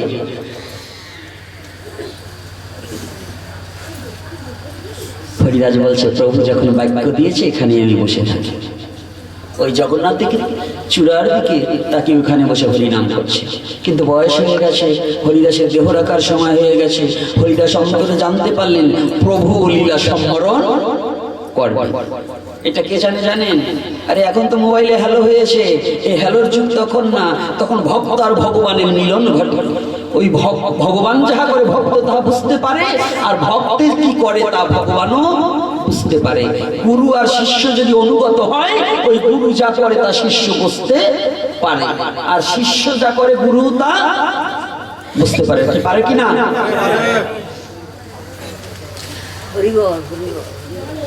মুসলমান ধর্মের হালিম বইদের একটা গান আছে, কি জানেন? গানটা আছে, ওরে গুরুর বাড়ি শিষ্যর বাড়ি, বিনা তারে তার লাগাবি, ওরে গুরুর দিলে উঠলে ফায়ে, শিষ্যের দিলে জানতে পাবি। নাকি দিল মানে হৃদয়, মানে গুরুর যে ভাবের উদয় হয়েছে শিষ্য তাহা জানতে পারবে, যদি দুইজনের সমান সমান সম্পর্কটা থাকে। হরিদাস টের পেয়েছে মহাপ্রভু চলে যাবে, তো হরিদাসের বাসনা দেখি। এদিকে একদিন মহাপ্রভু প্রসাদ পাঠিয়ে দিয়েছে পুরীধাম থেকে, মানে জগন্নাথের প্রসাদ পাঠিয়ে দিয়েছে, গোবিন্দকে দিয়ে যাও প্রসাদ দিয়ে আসে। এসে দেখে হরিদাস নাম করছে। গোবিন্দ এসে বলছে, দাদা হরিদাস দা। গোবিন্দ,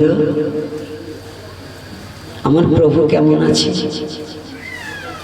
এই যে কর্তারা ভালো করে শুনুন, আমাদের ভালোবাসাটা কি? আমরা এই যে যতগুলো ভক্ত আছেন, একেবারে সত্য কথা বলুন তো, আমরা একজনের সাথে একজন দেখা হলে ছেলে কেমন আছে, মেয়ে কেমন আছে, বউ কেমন আছে, পুত্র পরিজন কেমন আছে, এই জিজ্ঞাসা করি। কোনোদিন কেউ কাউকে জিজ্ঞাসা করি, দাদা ভজন কুশলে আছে তো? আপনার রাধা মাধব কেমন আছে, গোপাল কেমন আছে, গৌরনীতাই কেমন আছে, জিজ্ঞাসা করেছি? মা বাবা জিজ্ঞাসা করি না, তাই না? তাহলে আমাদের কি করতে হবে? এটা জিজ্ঞাসার প্রয়োজন কি, মুখ্য কি? আর এক গ্রুপ আছে, কি জানেন? একজনের সাথে দেখা হলে, দাদা কেমন আছে? না বেশি ভালো নেই। ভালো থাকবো কি করে, মাজা ব্যথা, আজকে 4 দিন জ্বর। ভালো ভালো। আমি শতকরা 95 জন না, 99 জন লোকের মধ্যেই দেখছি কেউ বলে না যে ভালো আছে, কিংবা ভগবান ভালো রেখেছে। ভগবান মনে মনে চিন্তা করলেন, ওরে ভালো রাখার পরেও যদি ভালো নাই বলে, তাতে যাতে ওর অশান্তি এই দিয়ে করি। আপনি বলুন তো, একটা অন্ধ লোকের চেয়ে আপনার দুটো চোখ আছে, তাহলে ভগবান ভালো রাখছে না? যে পৃথিবীর কিছু দেখতে পায় না, আপনি তো তবু পৃথিবীর কিছু দেখতে পান, তাহলে ভগবান আপনাকে ভালো রাখছে না নাকি? আচ্ছা, যার হাত নাই, একটা হাত নাই, আপনার দুটো হাত, ভগবান ভালো রাখছে না বাবা? যে 3 বারই খেতে পায় না, আমি 3 বার খেতে পাচ্ছি, যে 2 বারও না খেয়ে থাকে, তার চেয়ে ভগবান আমাকে ভালো রাখছে না? তাহলে যখন ভালো আছি, আমাদেরকে স্বীকার করতে দোষ আছে যে ভগবান আমাকে ভালো রেখেছে? এই কথাটা কয়জন বলি বলুন? কি সনাতন ধর্ম হচ্ছে কৃতজ্ঞতা স্বীকারের ধর্ম, অকৃতজ্ঞতা নয়। কৃতজ্ঞতা স্বীকার করার ধর্মই হচ্ছে সনাতন ধর্ম। এই জন্য সনাতন ধর্মে গাছের পুজো আছে, মাছের পুজো আছে, পশু পাখির পুজো আছে, আছে কি না? একটা বিড়ালেরও পুজো আছে, জানেন? সনাতন ধর্মে বিড়ালের পুজো আছে, জানেন? হ্যাঁ মায়েরা বাবারা, জানেন? জানেন না? না করেন কিন্তু জানেন না। ষষ্ঠী পুজো করেন, এই ষষ্ঠীর বাহনই কিন্তু বিড়াল। ষষ্ঠীর বাহন কি করে কিনা? বিড়ালের পুজো।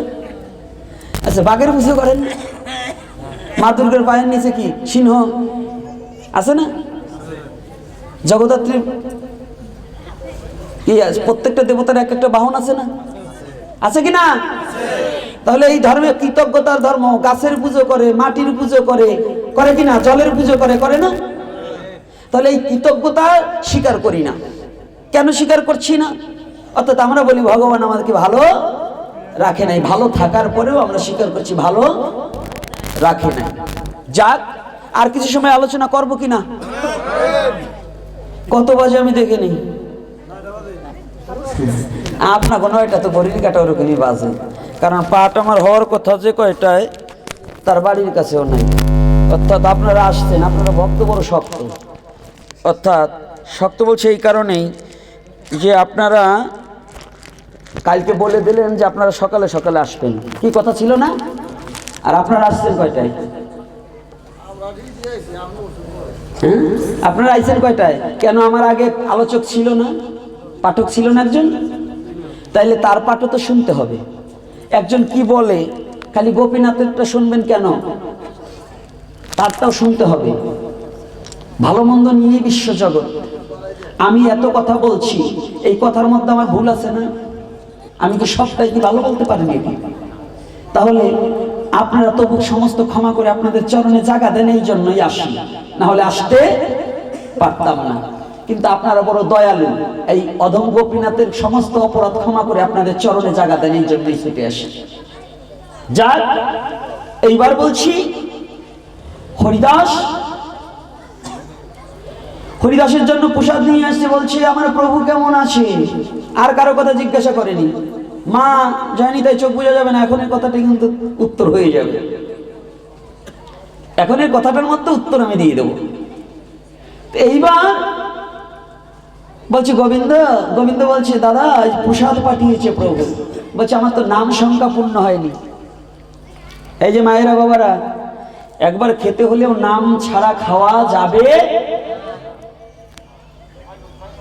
নাম করে খেতে হবে। তো এইবার যখন হরিদাস বলছে আমার নাম সংখ্যা পূর্ণ হয়নি, তাই আমি খাবো না।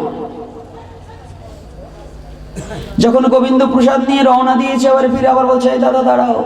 কি বলছে? আমার কি একটুখানি প্রসাদ দিয়ে যাও, কারণ মহাপ্রভু প্রসাদ পাঠিয়েছে। আমি যদি প্রসাদ থেকে বঞ্চিত হয়ে যাই, তাহলে তো আমার অপরাধের আর সীমা নেই।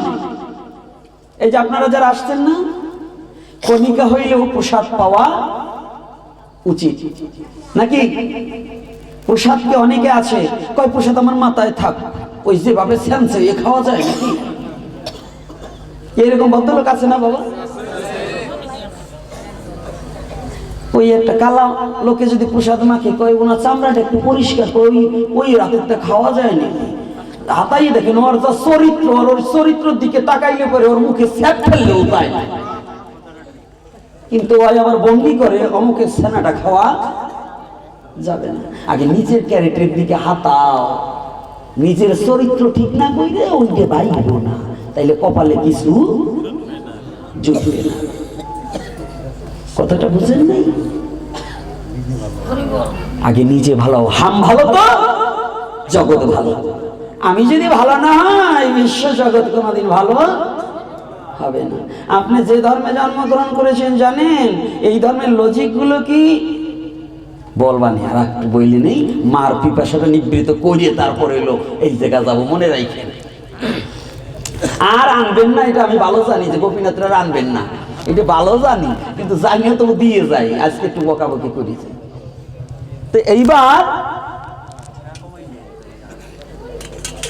চুক্তি করে আসি না, ড্যান্সার আনলে পরে দিয়ে 10,000 খরচ করতে পারেন, তো আমাকে দিতে 10 টাকা। সেমিরি না চাইয়ে দুর্গা পূজায় টাকা দিতে পারবেন, তো আমাকে দিতে 10 টাকা। মদের বোতল খাইয়ে টাকা দিতে পারেন, আমাকে দিতে 10 টাকা। আমাকে বেলাতে টাকা বেরোয় না, আর দেবেন দক্ষিণে সিরাটা। মদের বোতল কিনবেন 3,000 টাকাতে, তাতে দোষ নাই, আমার 300 দিতেই কষ্ট। কি রাগ করলেন না? এই যে যে বাহিনী এই যে বসছে, অনেকের বাড়ি দুর্গা পুজো হয়েছে, গোপনে গোপনে গেলছে, গেলে নাই? এই দিনে কি ধর্ম? আর সাধু গদিবার গেলেই একেবারে পুরানি জুটে যায়, চলে নাকি? হ্যাঁ, নিজে 3,000 টাকা দামে শাড়ি কেনেন, আর এত দুর্গা পুজো করেন, ডকালা দুর্গা প্রতিমা বানাইছেন, তার শাড়ি কেনেন 150 টাকা দিয়ে, ওরে পুজুরে। আর মদের বোতল 3,000 টাকা। হারামজাদার গুলো, হারামজাদা গুলো। এই হলো ধর্ম, এই ধর্ম না? ধর্মের নামে ব্যবসা করছো, অধর্মকে আশ্রয় নিচ্ছ, এটি কি ধর্ম? এই কষ্ট পাচ্ছে নাকি? আমি কি মিথ্যা বলছি? এইবার কি করছে একটু বললে নেই, তারপরে তোমার কাছে যাবা না, আজকে না দিয়ে যাবো না। এই কয়টা খয়রাতি বসছো না, জমিদারের ছেলে কিছু খয়রাতি ভাবলেছো, এই কয়টারও বানাবো খয়রাতি, বলছেন তো? আগে আমরা অভাবের চোটে সেরা প্যান্ট পরতাম, আর এই এখন সেরা প্যান্ট পরে জমিদারের কয়টা খয়রাতি সাজে,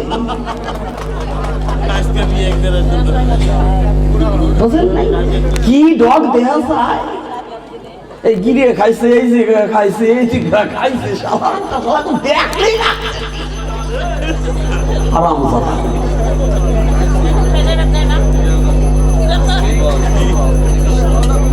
আরে কয়টা এবার গিরিয়ে দেখবা না, ভাবে আমার দেখলো না। এমা আপনাকে ভয় নাই, আপনারা ভালো, আপনারা তো ওরকম তো ফাটাফুটি পড়েন না, আপনাকে আজকে কিছু বলবো না, কিন্তু মাথার কাপড়টা যেন ঠিক থাকে না, এই বলবো। যা যা যা গৌর হরি বল। আরে মাঝে মাঝে রস সৃষ্টি না করলে কি হয় বলেন? কৃষ্ণ কথা তো রসের কথা, সাধু হচ্ছে রসের দোকানদার, সাধুর মুখে রস বইছি, রস না থাকলে আগামী দিন রাস করবেন কি ছাতা দিয়ে? রসের দরকার আছে, রস বইছি রাস। এটা কোন পূর্ণিমা? রাস পূর্ণিমা না? যদি রসের উদয় না হয় রাস করবেন কি দিয়ে? যেন খবরদার রস জাল দেবার চাই যেন উত্তরই বইয়ে না যায়, তাহলে কিন্তু সর্বনাশ ঘটিয়ে যাবে। কথা বলছেন? রস জাল দেবার চাই যেন উত্তরই বইয়ে যায় না। এক চাচি আমার, মানে মুসলমান চাচি, দুধ জাল দিচ্ছে, তো কেজি 5 দুধ দিচ্ছে, একটু হাড়িটা বড়, তাই যখন উনুনে ভালো করে তাপ দিচ্ছে, তাপ দেওয়ার পরে এখন ওই পুতুর আইছে, এখন কয় আল্লাহ আমার আর লাগবে না, 5 কেজিতে হবে, এত দিয়েন না, এত দিয়েন না।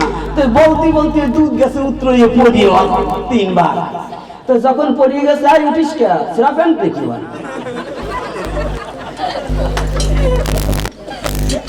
উঠিস না বাবা, আজকে উঠিস নেই, সিরা প্যান্টের কথা আর বলছো না, তোরা তো বয়, আজকে তোদের জন্যই আলোচনা। আমার রবীন বাবা বলছে যে দরকার আছে সমাজের জন্য কিছু বলবেন, তো সেটা আমার বলতে হবে না, কারণ এর কথা ফেলি কি করি, আমার বাবা তো। যেহেতু এখন চাচি বলছে আল্লাহ আর দিও না, আর দিও না, আর দিও না, আর দিও না করতে করতে দুধ কিন্তু 3 ভাগের 2 ভাগ পড়ে গেছে, আর লাগবে না। কিন্তু চাচি তোর জাল উঠে না, হাই খালি মুখ দেখো আর দিও না, আল্লাহ আর লাগবে না। কিন্তু এখন যখন ওই দুধ পরে আগুন নিভে গেছে, এইবারে দেখে তলায় অল্প একটু দুধ আছে, এখন তো আল্লাহ দিবার সময় না করলাম, এখন নিয়ে গেলা কে? তোমরা যারা এই যে যুবক পার্টি, এখন জৈবন বয়স তো, এখন দুধ উত্তরই উঠছে, খালি যেখানে এসে আমি ডালিয়ে যায়, বইয়ে যায় না, তাহলে কিন্তু মরছ। কি রাগ করছেন নাকি? কি কিছু বলতে হবে? প্রসাদ না নিয়ে যায় না, বলবেন আগেই প্রসাদ খাবার দেওয়া যাবে না। কি আর একটু সময় আলোচনা করবো না প্রসাদের কথা বলবো? হ্যাঁ, আর 10 মিনিট। দক্ষিণা দেবেন কেমন তার উপরে আলোচনা হবে। জানি ভাই গৌর হরি বল। আরে ভয় নাই, জোর করে কেউ কাছে নেব না। ভালোবাসি না তাহলে কি জোর করে আদায় করা যায়? তো ভয় নাই, তবে তবু কথা তোমরা শুনে যাও। আজকে মলমের কথা কিন্তু বলি নাই, ভাও ভিড়ি দেব। আর না নিলেই কিন্তু ওই খুঁজলি চুলকানি বিখাও থাইকেই যাবে। তা আজকে মহাপ্রভু যখন এই প্রসাদ ফেরত নিয়ে গেছে গোবিন্দ, মহাপ্রভু বলছে, গোবিন্দ রে হরিদাস কেমন আছে?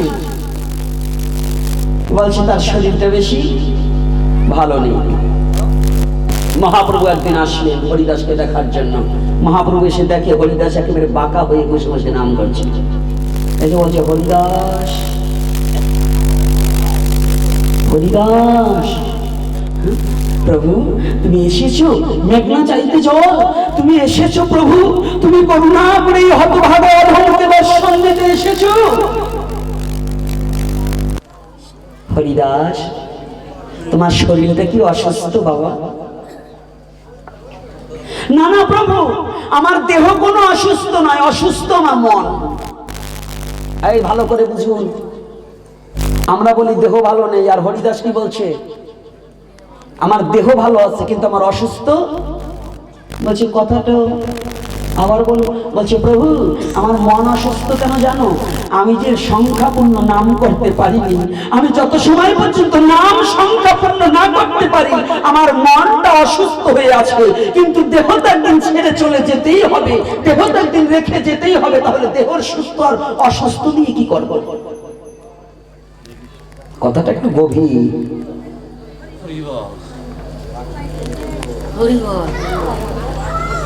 বললেন হরিদাস, আজকে তুমি আমার কাছে কিছু চাও, আমি তোমার ইচ্ছা পূরণ করব।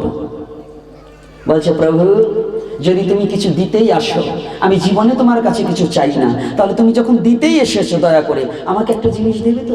বলছে কি, আমি 2-3টা জিনিস চাবো। বলছে কি? আমার ইচ্ছা হচ্ছে আমি তোমার আগে যাব,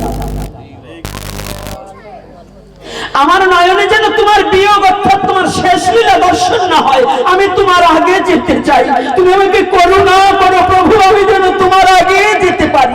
তবে যাবো আর একটা স্বাদ আছে, কি জানো? আমি শুধু এমনি করে যাব না,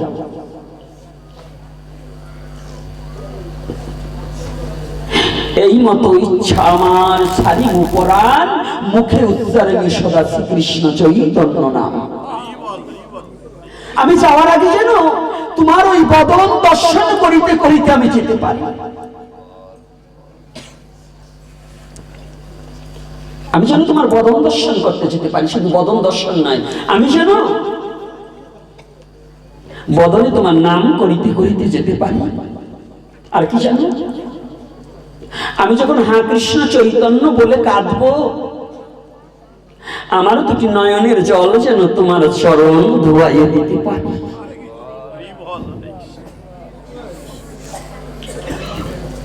প্রভু হরিদাসের জীবনে আর কোনো চাওয়া নেই। যেন সেদিন কি জানো, আমি যেন কৃষ্ণ বলে আমি সেদিন কাঁদিতে পারি।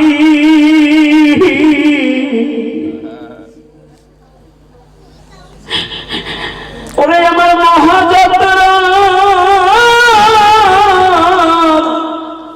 ওরে সময়কালে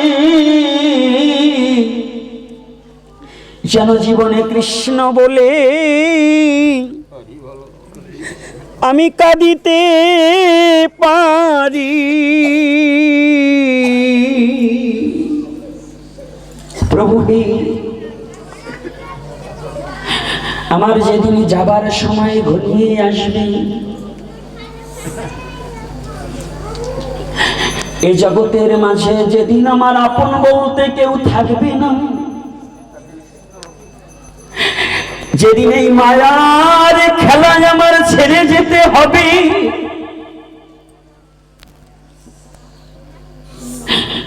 সেদিন কি জানো প্রভু, আমার নয়নে যেন তোমার রূপ দেখিতে পারি।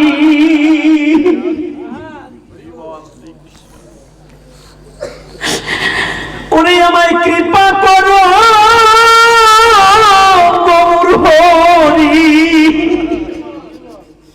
আমি সেদিনই যেন সামনে তোমায় ওরে দেখিতে পারি।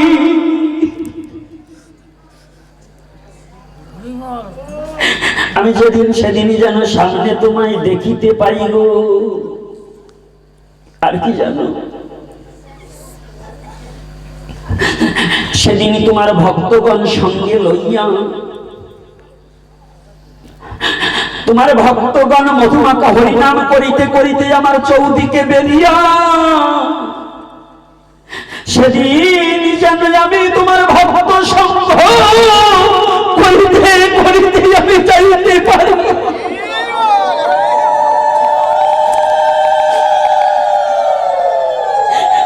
আমি যেন তোমার ভক্তের চরণে ধুলিতে করা করে দিতে পারি।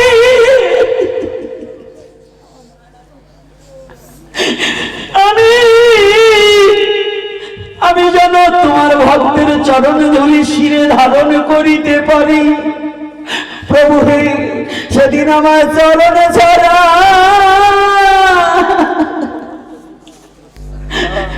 ওরে করো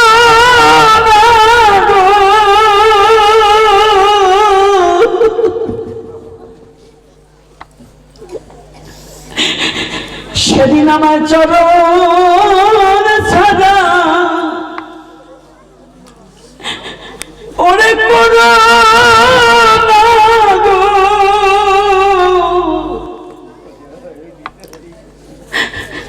ওরে, আমি বহু জন্মে অপরাধী বলে সেদিন আমার চরণ ছাড়া তুমি করো না গো।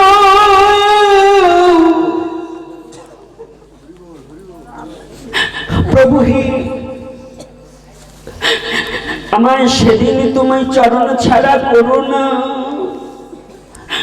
আর কি জানো, সেদিনই যেন তোমার ভক্তের সঙ্গ করিতে পারি।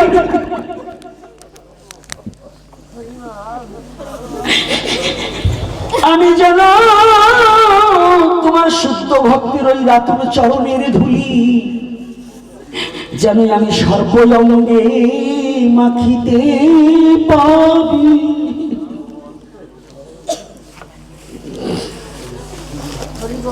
হরিদাস যখনই বলছে আমার প্রভুর নয়নের বাড়িধারা তরতর করে বহিতেছে, আমার প্রভু কাঁদছে।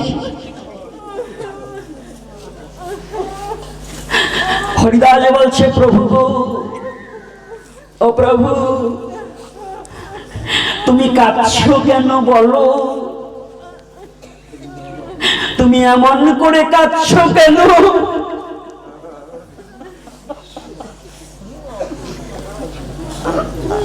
হরিদাস, ও হরিদাস, আমি কাঁদছি কেন জানো? বলো, তোমার মতো ভক্ত হারা হয়ে জগতের মাঝে আমি কেমন করে জগতে লীলা বিলাস করবো? তুমি যে আমার পরম ভক্ত। ও হরিদাস, তোমার মতো ভক্ত যে জগতের মাঝে আমার অসাধ্য। তুমি চলে গেলে বলো আমি কাকে নিয়ে লীলা বিলাস করবো?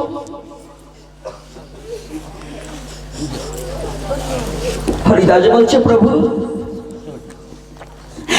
অনন্ত কোটি ব্রহ্মাণ্ডের মাঝ থেকে একটা পিপিলিকা মারা গেলে জগতের কি ক্ষতি হয় বলো? ও প্রভু, প্রভু গো, জগতের মাঝে জানো প্রভু, আমি সারা জগতের মাঝে তোমার কত অনন্ত কোটি ভক্ত আছে,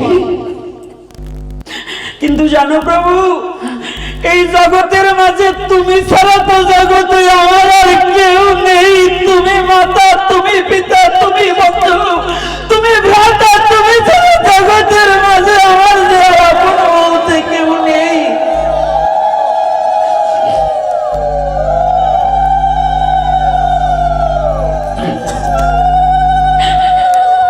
ওরে আমার কেহ নাই, আমার কেহ নাই, ওরে প্রভু তুমি বিনে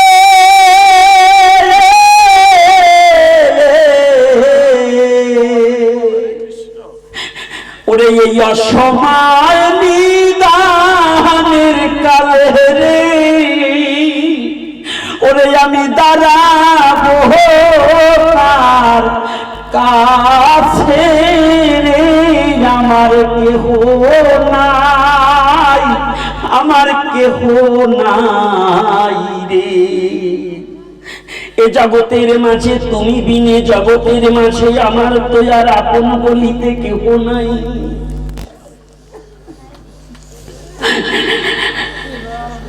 আমি ছাড়া তোমার অনেকই আছে, কিন্তু তুমি ছাড়াই আমার কেহ নাই। প্রভুর সাথে কথোপকথন বলে হরিদাস বললেন, প্রভু তুমি আমার এই ইচ্ছা পূরণ করো। মহাপ্রভু বললেন, যে ইচ্ছা তোমার, তোমার ইচ্ছা পুরাইতে আমি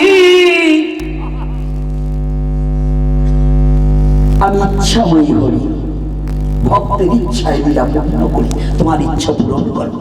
তাই তার কিছুদিন পরেই হরিদাসকে মহাপ্রভু সাঙ্গপাঙ্গ নিয়ে এসে মহাপ্রভু হরিদাসের অঙ্গনে উদয় হয়েছে সেই বকুলতলা। যারা পুরীতে গিয়েছেন আজও সেই সিদ্ধ বকুল আছে, যে বকুলের ডাল পুঁতে দিয়েছিল ওখান থেকে গাছ হয়ে গেছে, আজও আছে আছে। তাই কি করেছে জানো বাবা, ও মা, ওখানে মহাপ্রভু গিয়ে যখনই বেড়া কীর্তন করছে, বেড়া কীর্তন বোঝেন, বেড়া কীর্তন বোঝেন, চতুর্দিকে ঘুরে ঘুরে কীর্তন করছে। হরিদাস মনে মনে চিন্তা করলেন, এই তো আমার সময় ঘনিয়ে এসেছে, এই তো আমার শুভ সময়। আমি আজ কি করছি, হরিদাস গড়াগড়ি দিচ্ছে সাধুগুরু বৈষ্ণবের চরণ ধুলার উপরে। জয় নিতাই গৌর হরি বল। সাধুগুরু বৈষ্ণবের সমস্ত ভক্তের চরণ ধুলি অঙ্গে মাখছে, অঙ্গে মেখে মাঝখানে শুয়ে পড়েছে। মহাপ্রভু দুখানা যুগল চরণ হরিদাসের বক্ষে টেনে নিলেন। মহাপ্রভুর যুগল চরণ দুখানা হরিদাসের বক্ষে টেনে নিলেন। নয়নের জলে প্রভুর দুখানা চরণ ধোয়াইয়ে দিলেন। প্রভুর নয়নের দিকে নয়ন দিয়ে হরিদাস একভাবে তাকিয়ে আছে আর বদনে বলছে, হরে কৃষ্ণ হরে কৃষ্ণ কৃষ্ণ কৃষ্ণ হরে হরে, হরে রাম রাম রাম হরে হরে, হরে কৃষ্ণ কৃষ্ণ কৃষ্ণ হরে হরে, হরে রাম রাম রাম হরে হরে। নাম মহামৃত তার ব্রহ্মনাম উচ্চারণ করিতে করিতে হরিদাস মহাপ্রভুর বদনের দিকে তাকিয়ে চরণ যুগল বক্ষে রেখে তার প্রাণ বিসর্জন করে দিলেন। জয় নিতাই গৌর।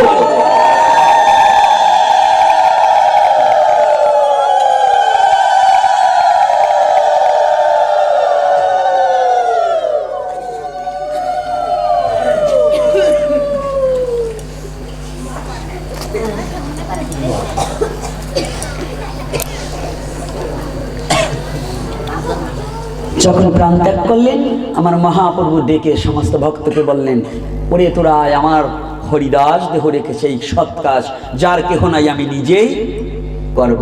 তাই মহাপ্রভু বিমানে চড়ালেন। বিমানটা কি বোঝা গেছে? ওই যে ইলেকট্রনিক্স বিমান, ওটা মহাপ্রভুর এই দুটো হাতকে বললেন বিমান। তাই গতকাল যে ছবিটা দেখেছিলেন, আমার মহাপ্রভু নিজে হরিদাসের তনুখানা দেহখানা কোলে করে সমুদ্রের পাড়ে গিয়ে নিয়ে নিজে স্নান করিয়ে গর্ত করে ভগবান নিজেই হরিদাসকে সমাধিত করলেন ভক্তবৃন্দ নিয়ে। আর সেই ভগবান গৌরহরি ওই পুরীতে ভিক্ষা করে হরিদাসের নির্জন অনুষ্ঠান করেছিল এবং ভিক্ষা করে করে তবে ভিক্ষা করে যখন করেছে, চৈতন্য চরিতামৃতে কৃষ্ণদাস কবিরাজ গোস্বামী কলম দিলেন, সেই হরিদাসের নির্যান অনুষ্ঠান যাহারা করিল দর্শন, যারা যারা সেই মহাপ্রসাদ করিল ভক্ষণ, অচিরাতে হইবে তা বৈকুণ্ঠেতে বাস, পয়ার প্রবন্ধে কহে কহে কৃষ্ণদাস। আর এই হরিদাসের নির্যান উৎসব যারা আজকে করিলেন শ্রবণ, অচিরাতে হইবে তাদের কৃষ্ণ দর্শন। জয় নিতাই গৌর হরি বল। ভক্তি ভরে